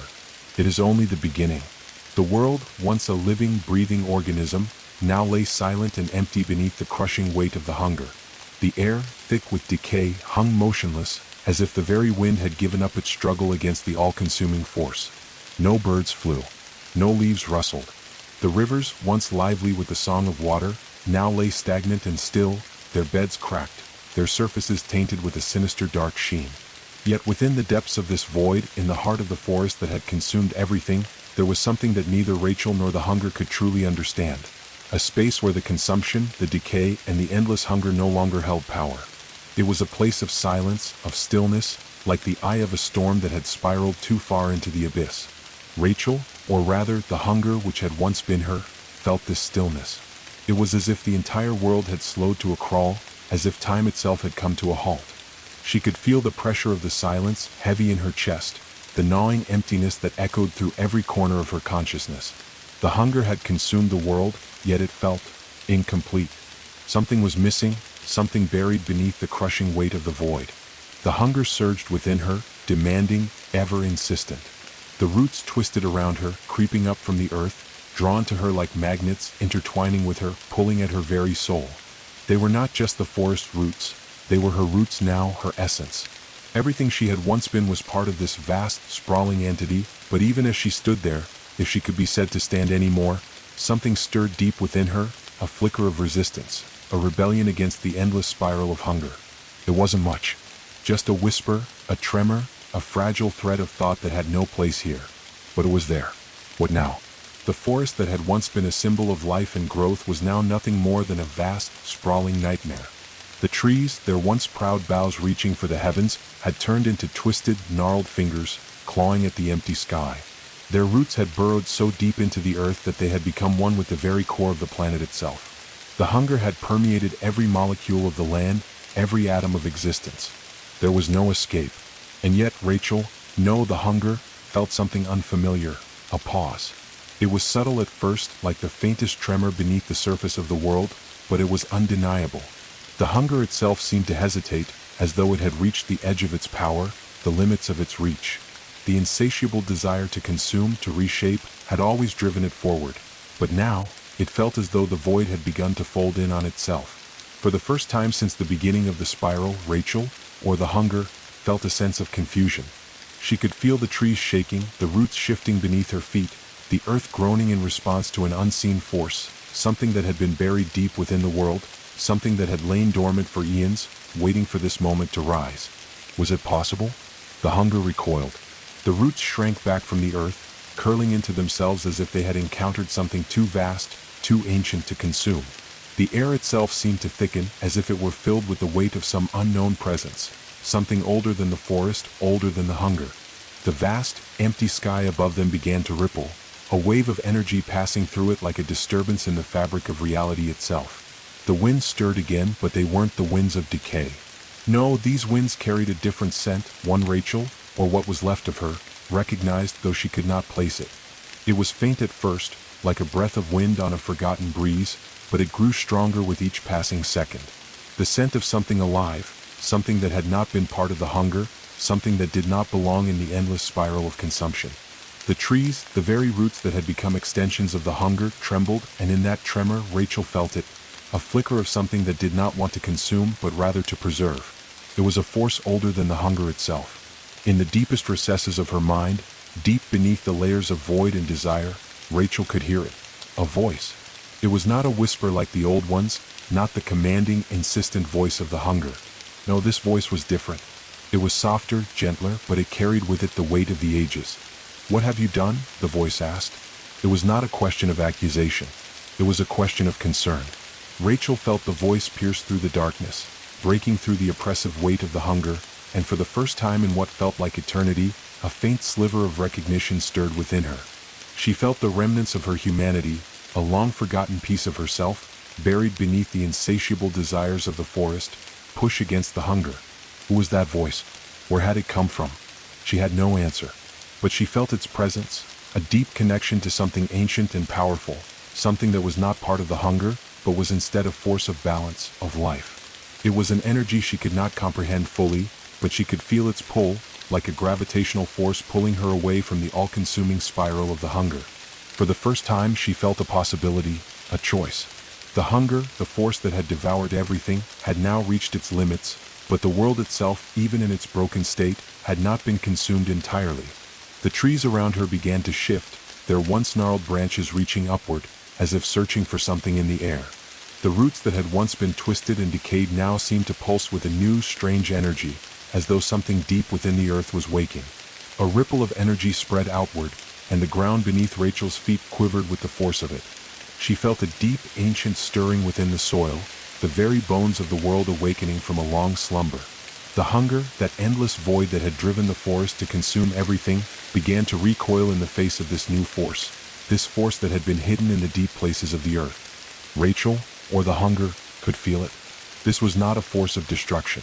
It was not a force of consumption. It was a force of life. The balance that had once held the world together had not been erased. It had been hidden, dormant, beneath the roots, beneath the earth, beneath everything the hunger had consumed. And now it was rising. Rachel, or what remained of her, stood at the crossroads of the spiral. The hunger pulsed within her, still demanding, still craving. But in the distance, beneath the earth, she could feel the pull of something different, something that had not been consumed. It was faint but unmistakable. The forest had grown too vast, too entangled, and now it was being undone by the very force it had sought to destroy. The winds began to change.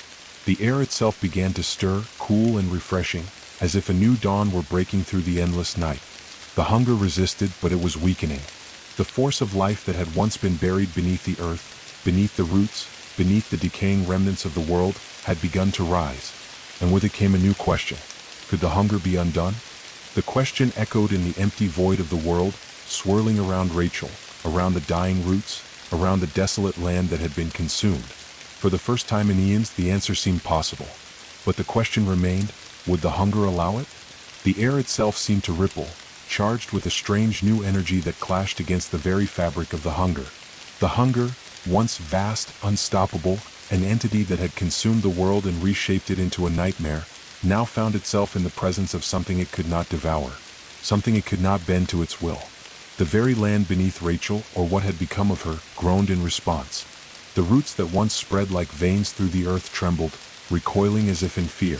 The earth, once corrupted by the hunger, now pulsed with a strange, unfamiliar life, an energy that was not of decay, not of consumption, but of restoration. The hunger could feel it, the ancient power that stirred deep within the planet, beneath the soil, beneath the bones of the earth. It was an opposing force, one that had been buried beneath layers of time, of forgetfulness, waiting for the moment to rise again. But even as the hunger recoiled, it surged forward, unwilling to relinquish its grasp. It was an insatiable beast, always consuming, always striving to claim more. It had spread across the world, swallowing cities, forests, mountains, oceans, and now it was confronting the very force that would push it back. There could be no room for anything but the void. The hunger had no choice but to continue. Yet there was something new, a shift. The once constant thrum of hunger and desire had become a struggle. It had always been the hunger's nature to devour, to reshape, to consume. But this force beneath the earth was different. It was not driven by the need to take. It was driven by the need to return, to bring balance back to a world that had been shattered. Rachel felt it, a flicker of recognition, a memory. The pulse of the earth, the rhythm of life, the heart of the world, it had not been consumed. It had only been waiting. Deep beneath the surface, where the roots had once burrowed to the core of the planet, a new energy surged upward. It was soft at first, like the faintest whisper in the wind, but as the hunger recoiled, it grew stronger. The roots that had once devoured the land now twisted, turning inward, knotting into themselves, their once pure desire to expand becoming tainted with doubt. The hunger felt it, an ancient force rising. A force that was not just life, but life's persistence. It could not be consumed, for it was not simply a thing that could be swallowed.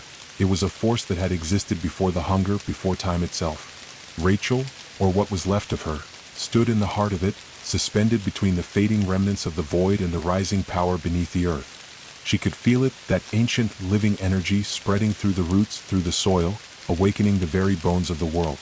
It was as though time itself were stretching, bending, warping.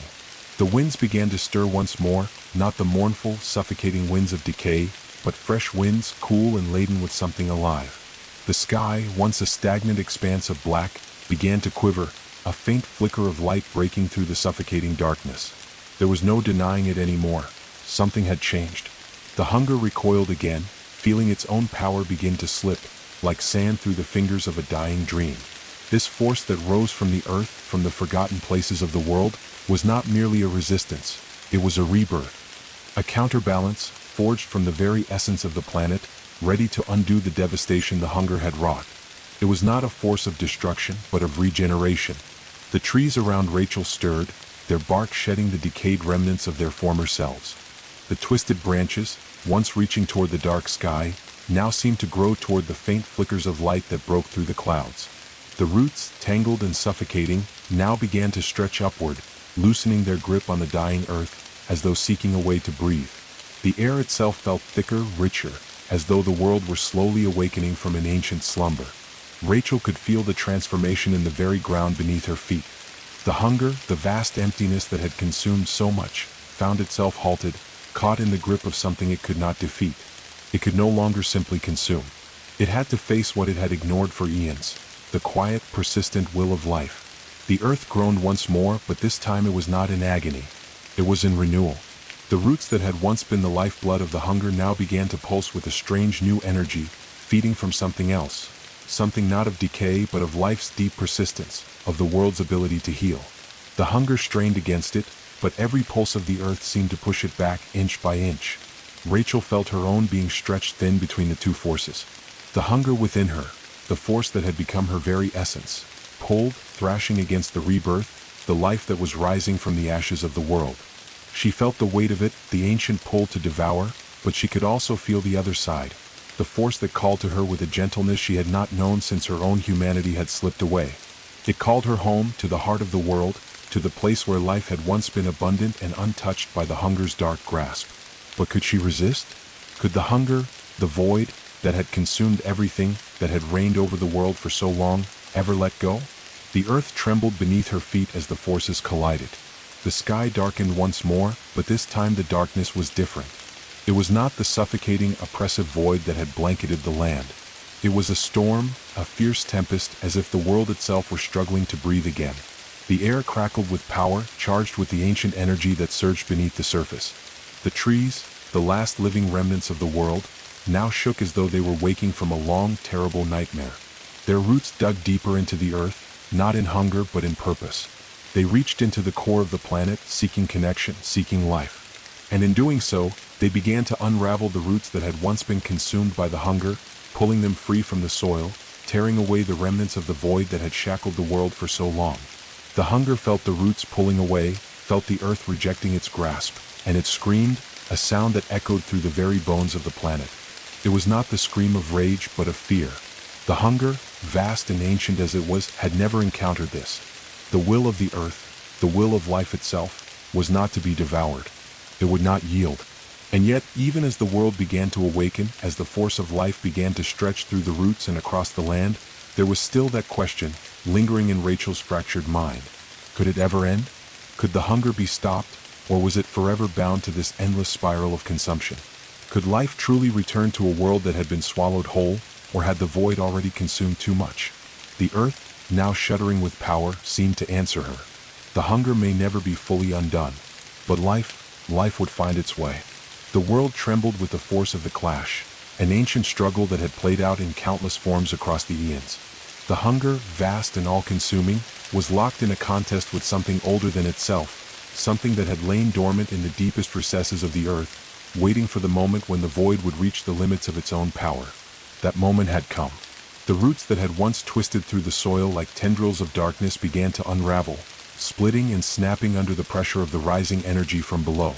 The hunger recoiled in the face of this force, an energy that did not seek to consume but to restore. It was a force that had been buried beneath layers of decay, of time, of the relentless cycle of life and death. The earth was waking. The hunger could feel it, the resistance, the pulse of the planet itself, rising against it. The trees around Rachel, the hunger, now shifted, their twisted branches shaking as if they were no longer tethered to the dark pull of the void. They had begun to stretch toward the light, reaching for something that had been denied for so long. The leaves, once blackened and withered, began to unfurl, their edges tinged with the faintest shimmer of green. It was as if the very essence of the forest, its spirit, was awakening once again, reclaiming its place in the cycle of life. Rachel, or the hunger that had consumed her, felt the shift in the air, the change that had begun deep within the earth. She could feel the ancient force rising beneath her, pushing against the roots, against the very core of her being. It was life. It was not the hunger. It was not the void. It was something else entirely. The winds began to stir, not the hollow winds of decay, but winds that carried with them the scent of rain, of renewal. They swirled through the trees, rustling the leaves, brushing against the skin of the earth as though it were waking from a long, painful slumber. The sky, once a bleak and suffocating black, now flickered with the faintest glimmers of light, as if the heavens themselves were beginning to crack open, allowing a sliver of the sun to break through the eternal night. The hunger fought back, its power surging once more, but the very air itself seemed to resist it. The force of life, once dormant, had risen, and it pushed against the roots, against the very foundation of the void. Rachel, or the hunger, could feel the strain. The pull of the hunger, the desire to consume, to reshape the world in its image, was no longer enough. Could not simply devour everything. The earth was fighting back, pushing the hunger to its limits. The trees began to bend under the pressure of the forces at play. The once gnarled branches, once twisted and dark, now began to straighten, reaching toward the sky as though seeking salvation. The roots that had dug deep into the earth began to pull free, unraveling like the threads of a great tapestry being torn apart by the force of life's awakening. But the hunger was relentless. It would not yield. Rachel, or what was left of her, stood at the epicenter of the clash, torn between the insatiable pull of the void and the distant, fragile call of life. She could feel both forces within her, pulling at her consciousness, struggling for dominance. The hunger, the void, had become a part of her, a part of everything she had ever been. It was in her blood, in her bones, in the very fabric of her being. And yet, beneath it all, there was something else. A flicker of something that was once human, once alive. It was weak, fading, but it was there. A question echoed through her mind, a question that had no answer. Was it too late? Could she fight back against the hunger that had consumed her, that had consumed everything? Could she resist the pull of the void, or was she already lost to it forever? The world beneath her feet continued to tremble, the earth groaning as the struggle between life and death raged on. The wind howled, a sound that was both mournful and defiant, as if it too was part of the battle. The roots, the trees, the land, they all seemed to cry out for something that had been lost, something that had been stolen from them long ago. And yet, despite the overwhelming power of the hunger, the world was changing. It was subtle at first, a shift in the air, a shift in the very earth itself, but it was undeniable. Life was not dead. Life had not been consumed. It had merely been waiting. The sky above darkened once more, but this time, it was not the suffocating blackness of the void. It was the thick, swirling clouds of a coming storm. The wind picked up, howling through the trees, bending their branches like the hands of unseen giants.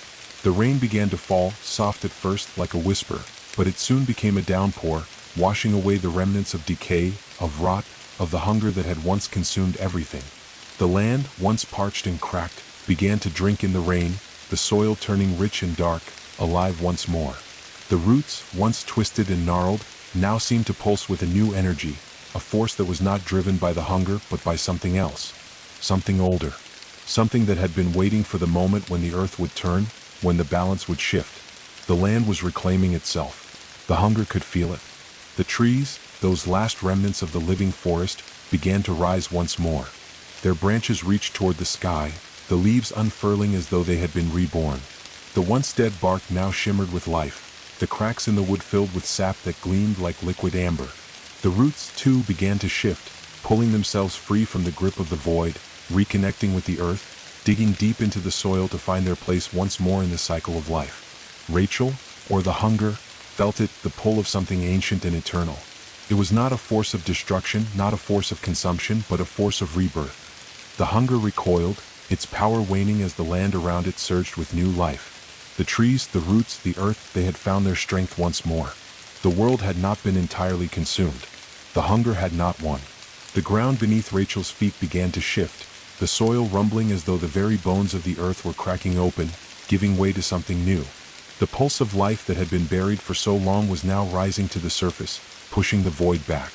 The hunger could not hold it back. It could not devour this force.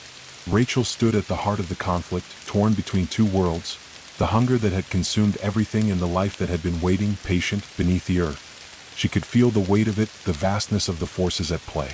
The hunger surged again, its power growing, but it was not enough. The earth was alive again, and its pulse was stronger than the hunger could ever be.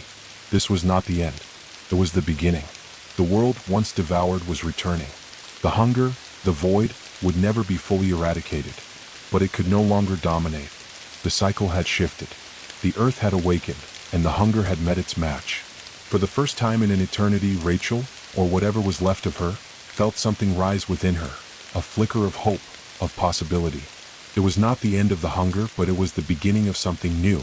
And for the first time she understood the truth. Life had not been consumed. It had only been waiting. And now it was returning. The storm raged, but its winds were no longer the oppressive howls of a dying world. They carried with them the scent of something new, something fresh, as though the earth itself were drawing in its first breath after an age of suffocation. The sky, still dark with swirling clouds, now pulsed with streaks of lightning, not as harbingers of destruction, but as heralds of rebirth. Each strike was a fracture in the veil, a sign of the earth's blood rushing back through its veins.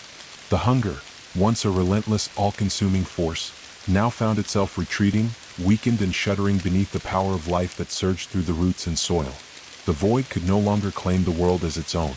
The earth was fighting back, and the forces of decay that had once ruled with an iron grip began to crumble, slowly but undeniably. The once dead trees began to stretch their limbs, shaking off centuries of rot. Their twisted trunks cracked open, revealing the glowing, green life within, pulsing with the promise of the world's return.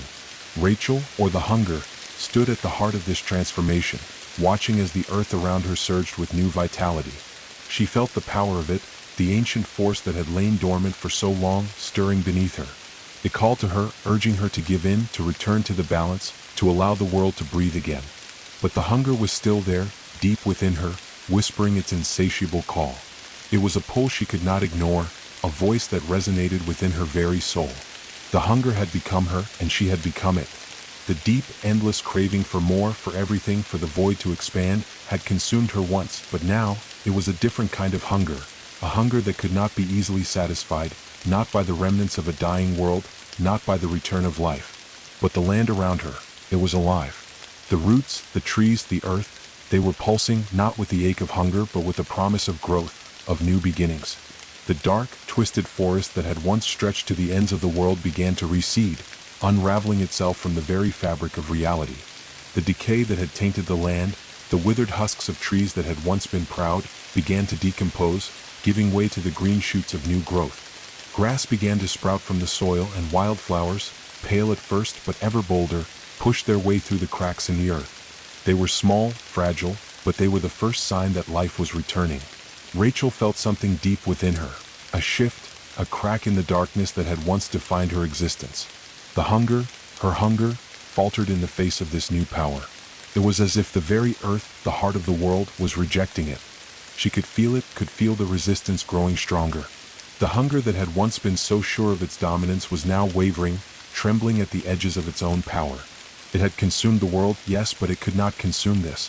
It could not devour the pulse of life that was surging through the earth. And yet, even as the hunger recoiled, something inside Rachel, something that had been buried so deep within her mind, stirred. A voice, faint but unmistakable, reached through the layers of her consciousness. It was the voice that had once been hers, the voice of the woman she had been before the forest had claimed her.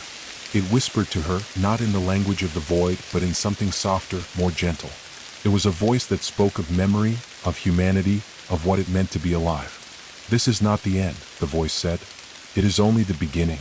You are not the hunger. You are not the void." Rachel felt a surge of something unfamiliar, something human, and for the first time she realized the truth. The hunger had never truly been her. It had consumed her, yes, but it had not been her essence. The hunger was a force, an entity, a void that had taken root in her body, in her soul, but it was not the sum of her being. She had always been more than that. The world around her continued to shift. The trees were no longer blackened, but vibrant green, their branches heavy with fresh leaves, fluttering in the wind. The soil, once barren and cracked, now felt rich beneath her feet. The sky above, though still swirling with clouds, had lightened. The thunder had quieted, leaving only the soft patter of rain, the gentle rhythm of nature's heartbeat. The hunger fought against it, but it was weakening. The force of life, of growth, of the earth's will, was overpowering it. Rachel, or what remained of her, could feel her body changing. The roots that had once twisted into her skin now seemed to loosen, slipping away from her as the life force of the earth pushed through her, reclaiming what had been taken. Her limbs felt lighter, freer. The weight of the hunger that had once dominated her every thought, every instinct, was lifting slowly but surely. The roots, the very essence of the forest, had become part of her, but now they were unraveling, fading into the ground as the earth reclaimed its power. The earth had always had the power. It had merely been waiting. Rachel stumbled, her knees buckling beneath her as she felt the full weight of the transformation. She fell to the ground, her fingers sinking into the fresh soil, and for the first time in what felt like eternity, she felt alive. The world around her was changing. The hunger was fading, like the last flicker of a dying flame. The trees, once twisted and corrupted, were now standing tall, proud, reaching toward the sky with a new sense of purpose.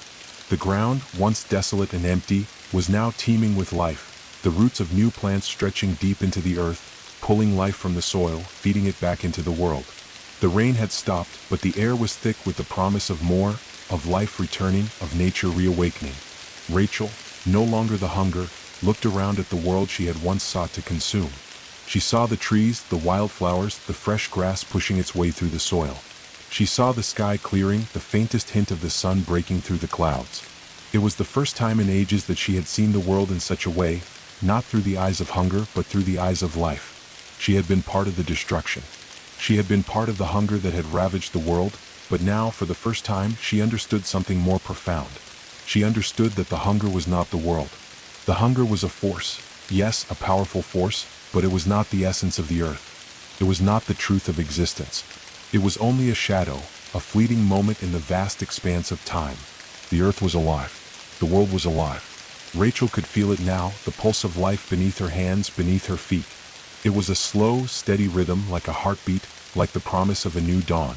She had been a part of the destruction, but she would also be a part of the healing. She had been the hunger, but now she could be something else. She could be a part of the world's return. The hunger, the void, it was fading, slowly, but it would never have the same power again. The earth had reclaimed itself. The world had not been lost. It had been waiting. Rachel closed her eyes and let the rain fall against her skin, the water cool and soothing. She could feel the energy of the earth rising through her, through the soil, through the roots of the trees, through the air. It was all around her. It was within her. The hunger was gone, and the world in all its fragile beauty was reborn.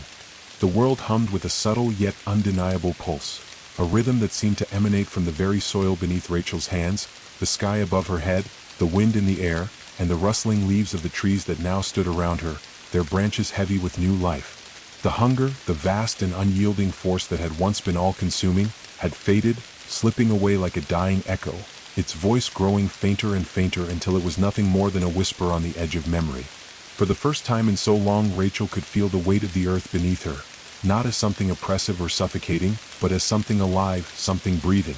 The ground beneath her fingers was warm and rich, pulsing with the energy of a world that had been reborn. The rain that had once fallen in torrents, washing away the remnants of decay, now drizzled in soft, calming showers, nourishing the land, giving life to every seed and root, every flower that dared to emerge.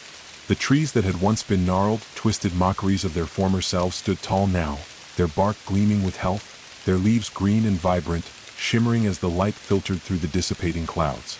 Their roots, once tangled in the grip of the hunger, now found themselves free, digging deeper into the soil, stretching outward in search of something they had long been denied: connection, balance, harmony. Rachel stood, her body trembling as the transformation unfolded around her. She had felt the hunger's grasp, had been swallowed by it, had been consumed by it until there was nothing left but an empty shell, an endless void, a force of craving and despair. She had been the forest had been her, and together they had devoured everything. But now, as the earth slowly but surely unfurled itself before her, she felt the weight of something else, something far gentler but just as undeniable: life. The hunger, it seemed, could never truly erase the world. It could only distort it, warp it, consume it temporarily. The earth had been scarred, yes. The trees had withered, the rivers had dried, the sky had turned to ash, but the planet was not dead. It was alive in ways the hunger had never understood, in ways it could never understand. Rachel's fingers dug deeper into the soil, feeling the cool, soft earth beneath her as the roots that had once sought to claim her now seemed to pull away, no longer tethered to the same force. She could feel them moving, stretching toward the new pulse of life, towards the energy that was pouring from the earth itself, toward a future that no longer belonged to the hunger. The trees above her whispered in the wind, their leaves brushing together like a symphony of voices long silenced. The forest, the land, the world, it was alive again. Not just in the way that plants and creatures grew, but in a deeper, more profound sense. The land itself had remembered its purpose. It had reclaimed its strength. The hunger had been but a shadow that passed across the earth's surface, but the world itself had endured. It had been fractured, yes, but not broken. The land, the soil, the air, they were all bound together in a quiet, unyielding promise of regeneration. The rain fell more heavily now, each drop shimmering as it landed on the fresh earth, sinking into the soil, weaving life back into the roots, the plants, the trees, the land. Rachel felt the rain against her skin, cool and cleansing, washing away the last remnants of the hunger's corruption. It was as if the world were shedding its old skin, casting off the remnants of its suffering, allowing the earth to breathe again. As she stood there, gazing at the reborn forest, she realized that it was not just the land that was healing, it was her. She had been the hunger, had been consumed by it, but she was no longer that hollow shell. She was no longer the void. She was part of the world, part of this rebirth. The life that was returning to the earth was returning to her as well. The pain, the hunger, the emptiness, those things had no place here. Rachel closed her eyes, feeling the rain fall on her face, feeling the pulse of life course through her, feeling the earth beneath her feet. She was not the hunger. She was not the void. She was a part of this world, a part of the endless cycle of life and death, growth and decay. She was part of the rebirth, part of the new dawn that was slowly breaking across the horizon. The hunger could not claim this world. It could never again consume it. The hunger had been a force of destruction, but it had failed to understand the most fundamental truth. Life cannot be consumed. It cannot be erased. It endures. And Rachel, no longer the hunger, understood this. She understood that the hunger, the force that had once driven her, was not the essence of the world. It was a shadow, a fleeting moment in time, and though it had caused untold devastation, it could never fully erase the power of life that lay beneath the surface. As the rain continued to fall, Rachel took a deep breath, inhaling the rich, earthy scent of the world, the smell of renewal, of new beginnings. She felt the world shift beneath her, felt the pulse of the earth, steady and strong, like a heartbeat that would never cease. The trees were no longer twisted and broken. They stood proud, their branches reaching toward the sky, their roots deep in the earth, connected to the land in a way they had not been before. The forest was no longer a place of darkness, of hunger, of decay. It was a place of life, of hope. The world, it seemed, had never truly been lost. It had merely been waiting for its chance to heal. As Rachel stood there, watching the forest come back to life, she felt something stir deep within her. A sense of peace, of understanding. The hunger was no longer a part of her. She had been the hunger, yes, but she had also been the rebirth. She had been part of the destruction, but she was also part of the healing. She had been part of the void, but now she was part of the world's return. The hunger was gone. The void was no more.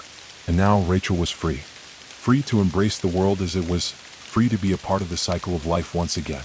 The sky above her brightened, the first rays of the sun breaking through the clouds, casting a warm, golden light over the landscape. The rain began to taper off, and the air grew still, carrying with it the scent of fresh growth. The trees stood tall and proud, their leaves shimmering in the light, their roots deep in the earth, connected to something greater than themselves. The land had been healed, and in its healing, so had Rachel. The world had not been consumed. The world had not been destroyed. It had only been waiting. Waiting for the hunger to fade, for the darkness to pass, for the light to return. And now the light had returned. The earth had reclaimed its strength. The hunger had been cast aside, and life, in all its forms, had begun again. Rachel stood, her arms outstretched to the sky, feeling the warmth of the sun on her skin. She was no longer the hunger. She was no longer the void. She was part of the world, part of the cycle of life. And as she stood there, beneath the clear sky, surrounded by the reborn forest, she knew that this was not the end. It was the beginning. The sunlight filtered through the branches of the trees, casting golden rays onto the earth, illuminating the verdant landscape that stretched endlessly before Rachel. The forest, once a twisted labyrinth of decay and hunger, now pulsed with life. The air, thick with the scent of fresh pine, moss, and the damp earth, felt alive, as though it was breathing too. The world, in all its raw beauty, had begun to heal, and Rachel could feel every heartbeat of it as her own. Her fingers brushed against the rough bark of a nearby tree, the texture warm beneath her skin. The sensation was different than it had been before, when the forest had been corrupted. It was rich, full of life, like the earth itself was sending its energy through her, connecting her to the roots beneath, the leaves above, the very soil that cradled the world. She closed her eyes, letting the rhythm of the forest seep into her bones. She could feel the pulse of the earth, steady and eternal, like the ticking of a clock that had never stopped, even through the long dark days of decay. The hunger had been a deep, endless darkness, consuming everything in its path, bending the world into a twisted, hollow shell of what it had been. It had been destruction, but now the world was no longer that fragile thing. The hunger could not erase the earth, nor could it deny the enduring nature of life. Rachel felt the tears in the fabric of her existence, the fractures that had once broken her beyond recognition. She had been consumed, yes, but she was no longer the void. The pieces of her, of the woman she had once been, had returned. She could feel it in her bones, in the rhythm of her heart, in the very air she breathed. She looked around at the world, at the forest that had been reborn.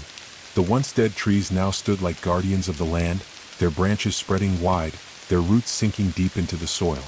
The flowers, small at first, began to bloom, their colors vibrant against the backdrop of green.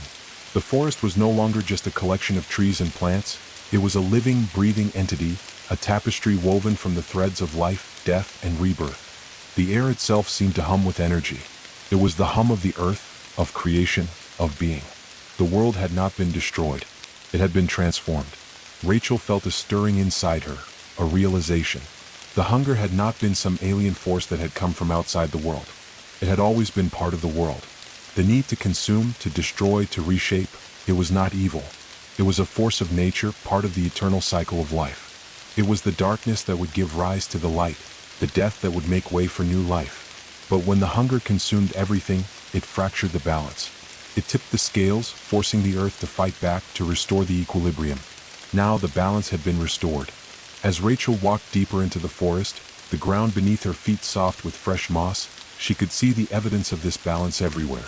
Small creatures began to emerge from the underbrush, their eyes wide and curious as they ventured out into the sunlight. Birds flitted between the branches, their songs light and melodic, filling the air with music. The wind, once heavy with the scent of decay, now carried with it the crisp, clean air of a world that had been given a second chance. Rachel paused at a small clearing, her breath catching in her throat as she saw the first sprouts of new growth emerging from the soil. A patch of flowers had begun to bloom, delicate petals unfurling to reveal their bright colors, their fragrance sweet in the air. The sight filled her with a quiet wonder. She knelt beside the flowers, her fingers brushing the soft petals, and for a moment she felt like a stranger in her own skin. She had been part of the hunger, part of the destruction, but now she was part of this. She was part of the world's healing. The hunger, once so strong, now felt like a distant memory. The roots that had once clawed into her soul, dragging her deeper into the void, had loosened their grip. The forest, the trees, the very earth had pulled her back into the fold, reclaiming her as its own, as it did with all who lived upon it. She felt, at last, a sense of peace. She was no longer lost in the endless spiral of consumption. She was no longer chasing the empty hunger that had once defined her. The world had given her a new purpose, a purpose she had once forgotten. To protect, to nourish, to be a part of the cycle. In the distance, Rachel saw the remnants of the old world, the decayed remnants of the forest that had once been twisted by the hunger. But even these, as she watched, began to shift. The dead trees were not forever lost. New growth began to sprout from the lifeless trunks. New shoots pushed their way through the rotting wood, claiming the earth once again. The hunger had scarred the land, but it had not destroyed it. Life had always found a way. Rachel stood and turned, her eyes sweeping across the horizon. She saw the mountains in the distance, their peaks still hidden beneath a veil of mist, but she knew they too were a part of this rebirth. The world had not been completely consumed. It had simply been scarred. And now it was healing. The sun hung low in the sky, casting a warm golden glow across the landscape, the light soft and gentle, as though it were the first light of dawn. Rachel could feel the weight of time pressing down on her. She had lived through the hunger. She had survived the void. But this new world was not the same as the one she had once known. This world was alive in ways she had never truly understood before. She had always thought of the hunger as something that took, that consumed, but now she understood. The hunger was not inherently evil, it was part of the natural cycle. It was the force that kept the balance, the force that pushed life forward.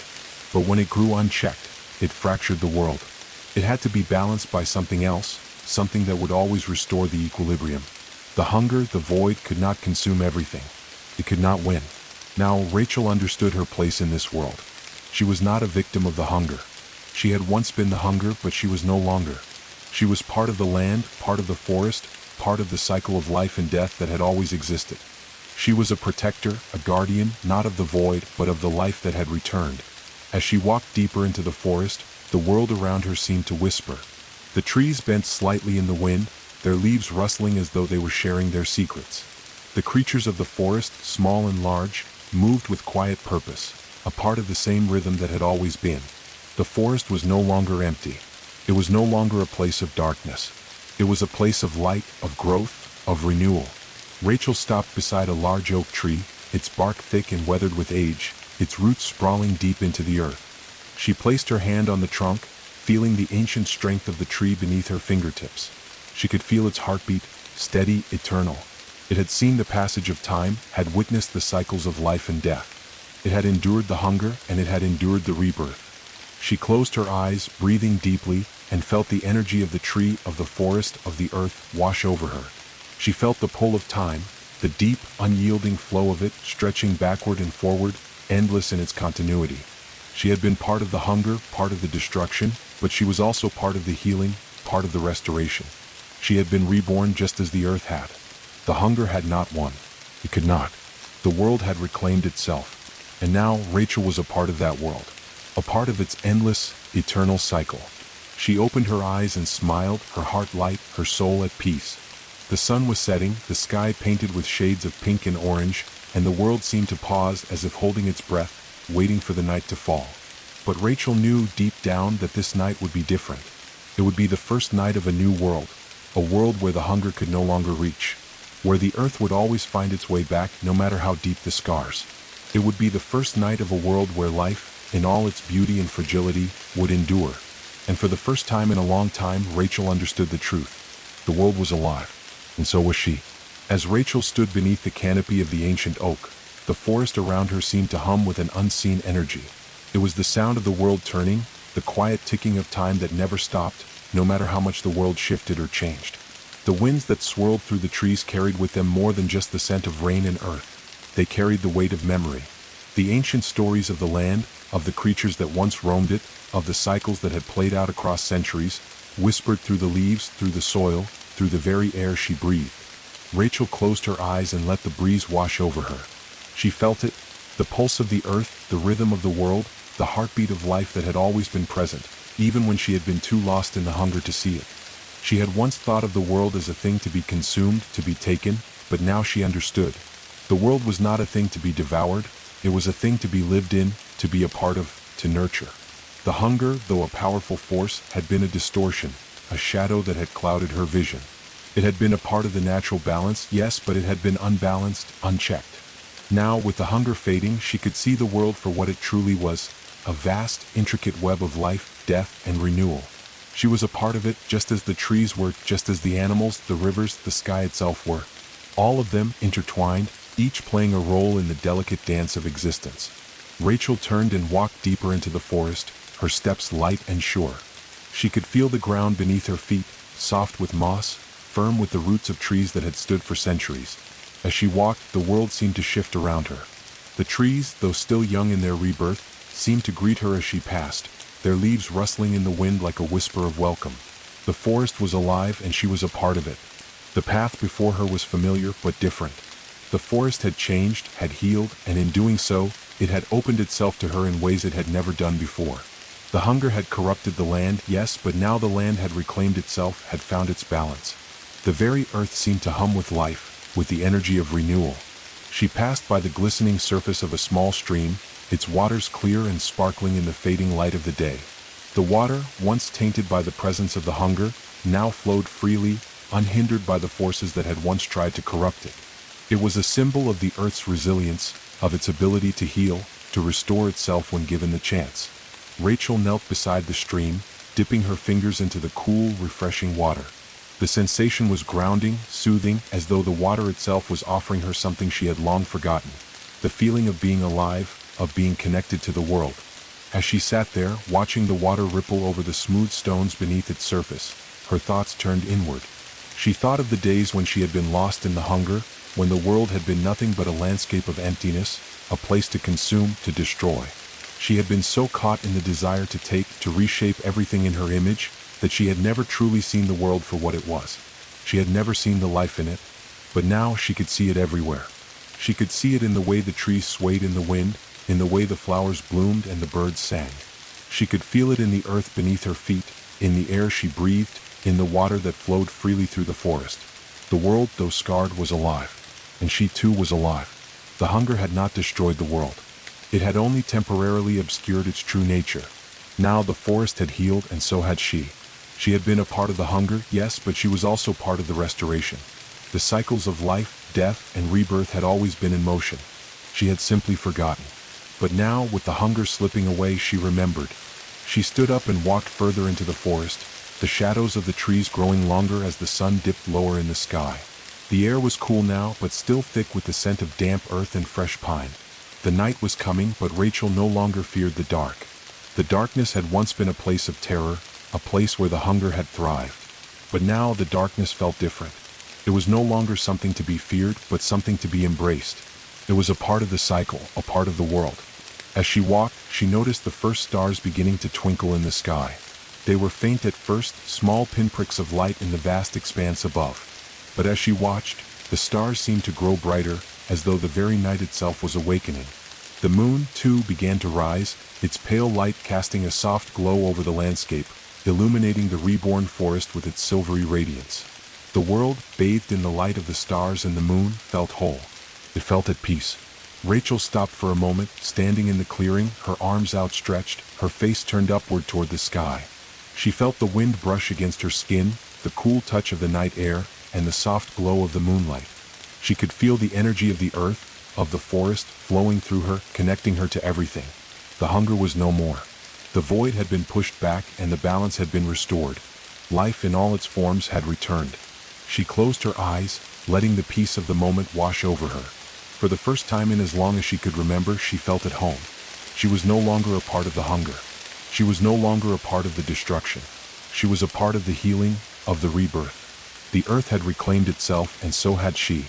But as the night deepened and the stars shimmered above her, Rachel knew that this peace would not last forever. Life was a cycle. The darkness would return, and the hunger might rise again.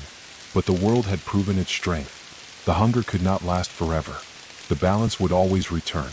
And as long as the earth endured, so too would life. She turned and walked back through the forest, her steps slow and deliberate, each one bringing her closer to the heart of the world.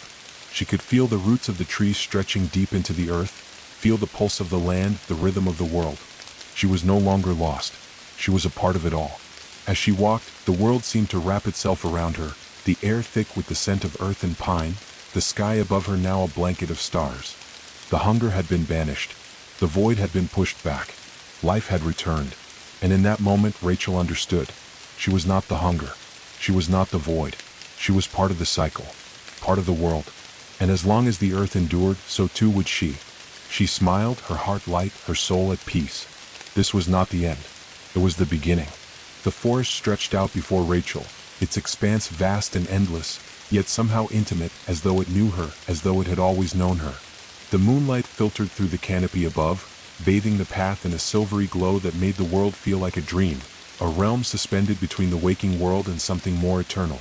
The air was thick with the scent of moss and fresh earth, a scent that seemed to carry with it the memory of every rain, every storm, every season that had passed. The hunger was gone. The void, the insatiable force that had once consumed everything in its path, had been driven back, and now, in its place, there was a profound silence. It wasn't the silence of emptiness, though. It was a living silence, a quiet that hummed with the subtle pulse of the earth itself, a quiet that filled the space between the rustling of the leaves, the chirping of crickets, and the soft murmur of the stream. Rachel walked deeper into the heart of the forest, her feet sinking slightly into the soft, damp earth, each step grounding her in a way she had never known before. She could feel the world underfoot, every root, every stone, every shift in the soil beneath her. The world was not simply a place to walk, it was a place to be. She was no longer an observer, no longer an outsider. She was a part of it, part of the forest, part of the land, part of the cycle of life that had always been. The hunger had taught her nothing but consumption, but now the forest was teaching her something far more profound, the art of nourishing. Her fingers brushed lightly against the bark of an ancient tree as she passed. It felt warm, as if the tree itself was alive with energy, with the stories of the land etched into its wood. She paused, placing her hand fully against the trunk, feeling the steady pulse of the tree beneath her palm. For a moment she could almost hear it, the deep, ancient rhythm of the tree's life. It was not just the sound of the wood groaning or the roots shifting in the earth. It was the voice of the tree, the voice of the forest, the voice of the earth itself. Rachel closed her eyes, letting the forest speak to her. The air was thick with a kind of presence, a presence that was not something outside of her, but something within her. The hunger, the emptiness, the void, it had been an alien force that sought to claim everything, to strip away the richness of life and leave only dust. But now, Rachel felt the opposite force within her, an energy that was deeply connected to the earth, to the pulse of the world. The forest had reclaimed itself, yes, but so had she. Her hand, still pressed against the tree, seemed to draw something from it. It was as if the forest itself was feeding her, grounding her, offering her a piece of its eternal strength. She felt the ancient wisdom of the earth fill her, an understanding that went beyond words, beyond language. It was the knowing of the world, the knowledge that had been passed down through centuries, through millennia, from tree to tree, from root to root. It was the knowledge of life, the understanding that life was not something to be consumed, not something to be taken. It was something to be nurtured. As Rachel stood there, lost in the moment, she felt something stir deep within her, a connection that she had never known before.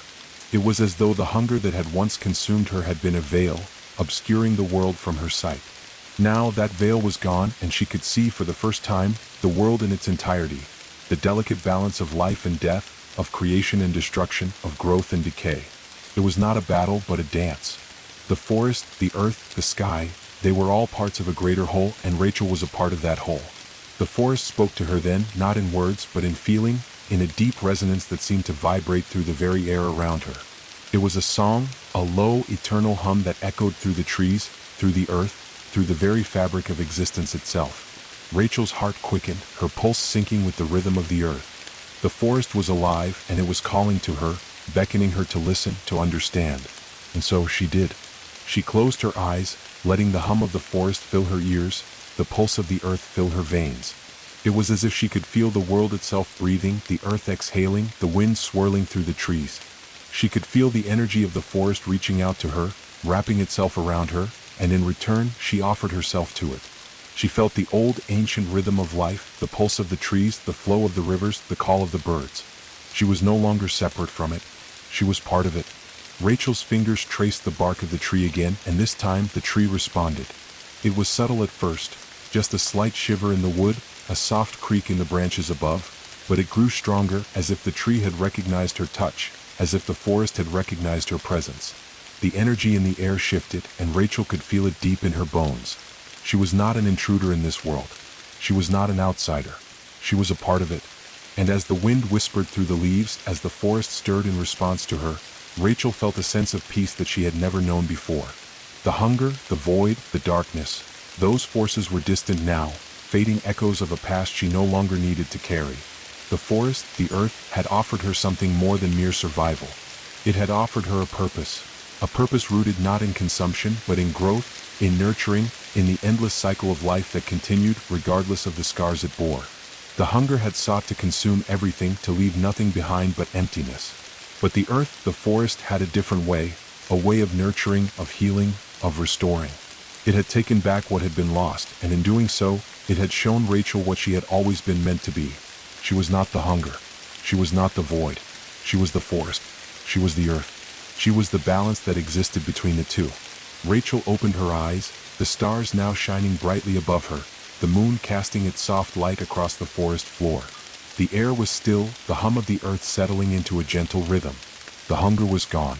The void had been replaced by something more enduring, more vital.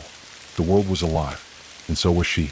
She turned and began to walk, her steps slow, deliberate, as though she were savoring every moment of the earth beneath her feet, the wind on her skin, the rustling leaves overhead. She walked with purpose, not because she had somewhere to go, but because she was part of a journey that had no true end. The cycle of life, of death, and rebirth would continue long after she was gone. And as she walked, she understood, this was not her victory. It was the victory of the earth. The hunger could never truly win. It could only be one piece of the great, eternal dance that was life. And she was part of that dance. Rachel was the forest. She was the earth. And she was home. The forest stretched on before Rachel, its expanse vast and untamed, yet intimately familiar, as though it had been a part of her long before she had ever set foot in it. The path she walked was not one that had been carved by human hands, but one that had been forged over millennia, shaped by the slow, patient rhythms of the earth itself. Every tree, every stone, every root was a part of an ancient story, a story that Rachel was now a part of, woven into the very fabric of the forest, of the land, of time itself. As she walked, the forest seemed to breathe with her, its pulse matching the steady rhythm of her own heart. The wind whispered through the branches, the leaves rustling like soft voices speaking in a language only the earth could understand. It was a language of life, of cycles, of growth and decay, of creation and destruction. Every element of the world around her, the soil beneath her feet, the sky above her head, the creatures that moved in the shadows, was part of this great dance, this eternal rhythm that had played out long before she had ever come to know the forest and would continue long after she was gone. She had once been a part of the hunger, a force that sought to take, to devour, to strip everything down to its barest, most empty form. But that had been a moment, a phase, a brief, dark chapter in a story that spanned across time. The hunger had been a distortion, a breaking of the natural order, and now, with it faded into the past, Rachel understood the true nature of the world. The world was alive, but it was not alive in the way she had once thought. It was not a simple, singular force, easily understood or easily defined. It was a complex, interconnected web of life, a tapestry woven from the threads of countless beings, from the smallest insect to the tallest tree, from the shallowest stream to the deepest well. Each thread was vital, each connection essential to the whole. Rachel's footsteps grew quieter as she ventured deeper into the heart of the forest, the path becoming narrower, more tangled with vines and underbrush. She could hear the distant murmur of a river, its waters flowing over smooth rocks, and the soft calls of nocturnal creatures coming to life in the shadows. The air had grown cooler, tinged with the scent of damp earth and the faintest hint of something wild and untamed. She had crossed into a part of the forest that felt different.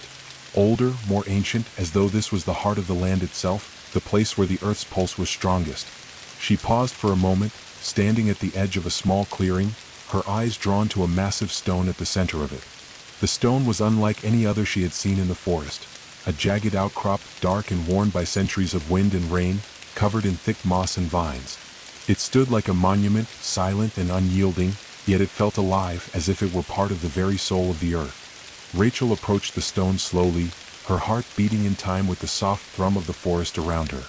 She reached out and placed her hand against the cool surface of the stone, and for a moment she felt a surge of energy, an electric pulse that ran from the stone through her fingertips, up her arm and into her chest. It was as though the stone itself was speaking to her, not with words, but with a deeper, more primal understanding. It was a reminder that everything, every part of this world was connected, that the stones beneath her feet were as alive as the trees around her, as alive as the animals that roamed the forest, as alive as the very blood that flowed through her veins. For the first time, Rachel truly understood what it meant to be a part of this world.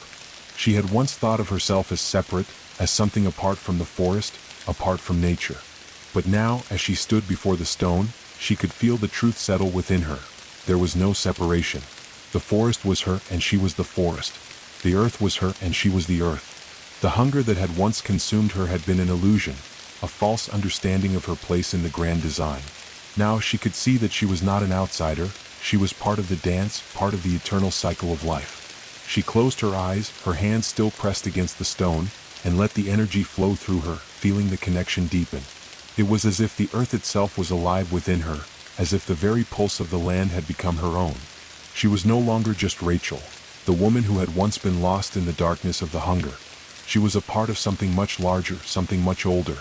She was part of the earth's ancient song, its eternal rhythm. And that song was not one of destruction, but of creation. It was not one of emptiness, but of fullness. It was a song that had been sung long before she had ever come to know it, and it would continue to be sung long after she was gone. It was the song of the earth, the song of the forest, the song of life itself. As Rachel stood there, her fingers resting against the stone, she felt a profound sense of peace settle within her. She had been part of the hunger, yes, but she had also been part of the restoration. She had been part of the darkness, but she was also part of the light. She had been consumed, but she had also been reborn. And now she was free. The wind picked up, swirling through the branches, carrying with it the scent of pine and fresh rain. The stars above her began to twinkle more brightly, their soft glow illuminating the clearing, casting long shadows that seemed to dance with the movement of the trees. The world around her was alive with energy, with movement, with purpose. Every leaf, every stone, every drop of water in the stream had a role to play, a purpose to fulfill. The hunger had been a shadow, a brief moment in the grand tapestry of life, but it was gone now, and in its place was the truth. The world was a dance, an endless cycle of birth and death, of growth and decay. The hunger was simply a part of that cycle, a necessary force that helped to shape the land. But it was not the end. The hunger could not consume everything. It could not win. Rachel turned away from the stone, her heart light, her soul at peace. She knew now that she was part of something much larger than herself. She was not alone in this world. The forest, the trees, the earth, the sky, they were all with her. She was part of the eternal dance of life, and she would continue to dance as long as the earth continued to turn. She stepped into the clearing, her feet light on the earth, her body filled with the energy of the forest. The trees around her seemed to lean in, their branches swaying with the rhythm of the wind, their leaves whispering secrets she had never known before. The forest was alive, and she was alive with it. The moonlight bathed the clearing in a soft, silvery glow, casting a peaceful light over the landscape. The world seemed to pause in that moment, as though it were holding its breath, waiting for something. And in that moment, Rachel understood. The earth would always endure. It would always find its way back, no matter how deep the scars, no matter how dark the night. And so she walked on, her path clear, her heart full. The hunger had been a chapter, but it was over now. The world was alive, and so was she. The dance would continue, and she would dance with it. As Rachel walked deeper into the forest, the night seemed to stretch around her like an endless expanse, the stars above her flickering with an ancient light, their cold brilliance reminding her of the timelessness of the world. She moved with purpose, but with a newfound lightness to her steps, as though the very ground beneath her was inviting her onward, urging her to explore, to discover the vastness of what had once been hidden from her. The wind whispered through the trees, carrying with it the scents of earth and pine, of moss and dew, of the forest's rich, fertile life. The once oppressive silence of the hunger had lifted, replaced now by a profound, vibrant hum that filled the air, a hum that seemed to resonate from the very roots of the trees, the depths of the soil, the heart of the world itself. It was the sound of life in motion, of growth and change, of the world continually renewing itself. Rachel had learned to listen, to truly listen, not just with her ears but with her entire being.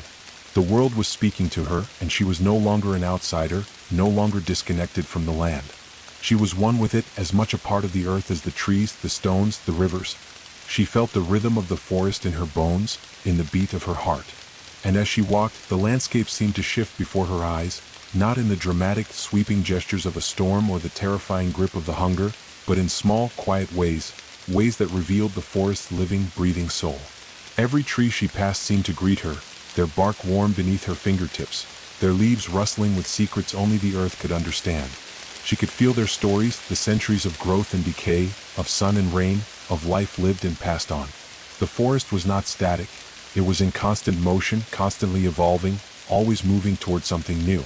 It was a reminder that nothing was ever truly still, that everything was part of a cycle that stretched far beyond the limits of time. Her thoughts turned to the world beyond the forest, to the place she had once known. It had been a place where the hunger had ruled, where the void had dominated, and where she had struggled to find her place. But now, as she stood beneath the stars, the weight of that past seemed distant, like a memory fading into the mists of time. The hunger had been a part of her, yes, but it was not all of her. It had been a shadow that had covered the light of the world, but it could not last forever.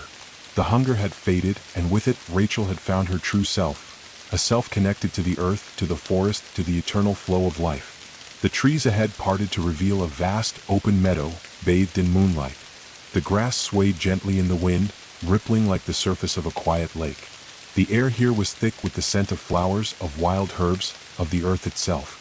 Rachel stepped into the meadow, her feet sinking slightly into the soft, cool grass. The land seemed to open up before her, the horizon stretching far and wide, an endless expanse of possibility. The world felt infinite, and for the first time in her life, Rachel understood what it meant to be truly free. She gazed at the horizon, where the stars seemed to stretch beyond the limits of her vision, their light bathing the world in a gentle, ethereal glow. The forest behind her seemed to hold its breath, as though waiting for something. She felt the weight of time upon her, an eternal flow that stretched backward into the past, forward into the future, and wrapped around her like an invisible thread. The hunger had been a moment, a brief interruption in the grand pattern of life. But the cycles of the earth, the rhythms of the forest, the ebb and flow of the seasons, those had existed long before her, and they would continue long after. Rachel closed her eyes, letting the cool night air wash over her, feeling the pulse of the earth beneath her feet. The wind picked up again, carrying with it a deep, resonant hum, a song that seemed to come from everywhere and nowhere all at once. It was a song of life, a song of eternity, a song of the earth itself. She had once thought of the world as something to be conquered, to be consumed, but now she understood. The world was not a thing to be taken. It was something to be celebrated, something to be honored. She could feel it in her chest, the deep rhythm of life that was woven into the very fabric of the world. The earth was not just a place, it was a presence. It was a living, breathing entity, as alive as the creatures that roamed it, as alive as the trees that stood tall in the forest, as alive as the stars above. The cycles of life and death were not isolated events. They were part of a greater whole, a greater story that spanned the infinite horizon. Rachel stepped forward into the meadow, her footsteps light, almost as if the earth itself was lifting her forward, guiding her towards something. She didn't know what it was, but she felt it. There was a purpose here, a calling that went beyond her understanding. The hunger had once driven her to seek answers, to find a way to fill the emptiness within her.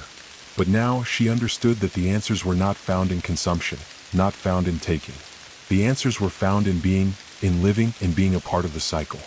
As she walked further into the meadow, the wind picked up, swirling around her, lifting her hair and making the grass dance. The song of the earth grew louder, resonating within her chest. It was a song of unity, of balance, of the infinite dance between life and death. And she, Rachel, was a part of that dance. She had been lost, yes, but now she was found. She had once been consumed by the hunger, but now she was consumed by something far greater, the rhythm of the world. She looked up at the sky, where the stars had become even more brilliant, their light pouring down in beams of soft silver light. The moon, too, seemed to shine brighter, its light illuminating the land, casting long shadows that stretched out across the meadow.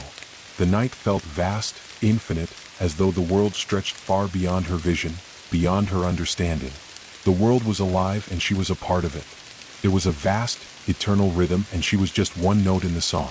Rachel smiled to herself, the weight of the past lifting from her shoulders. The hunger had been a distortion, a fleeting moment in the great expanse of time.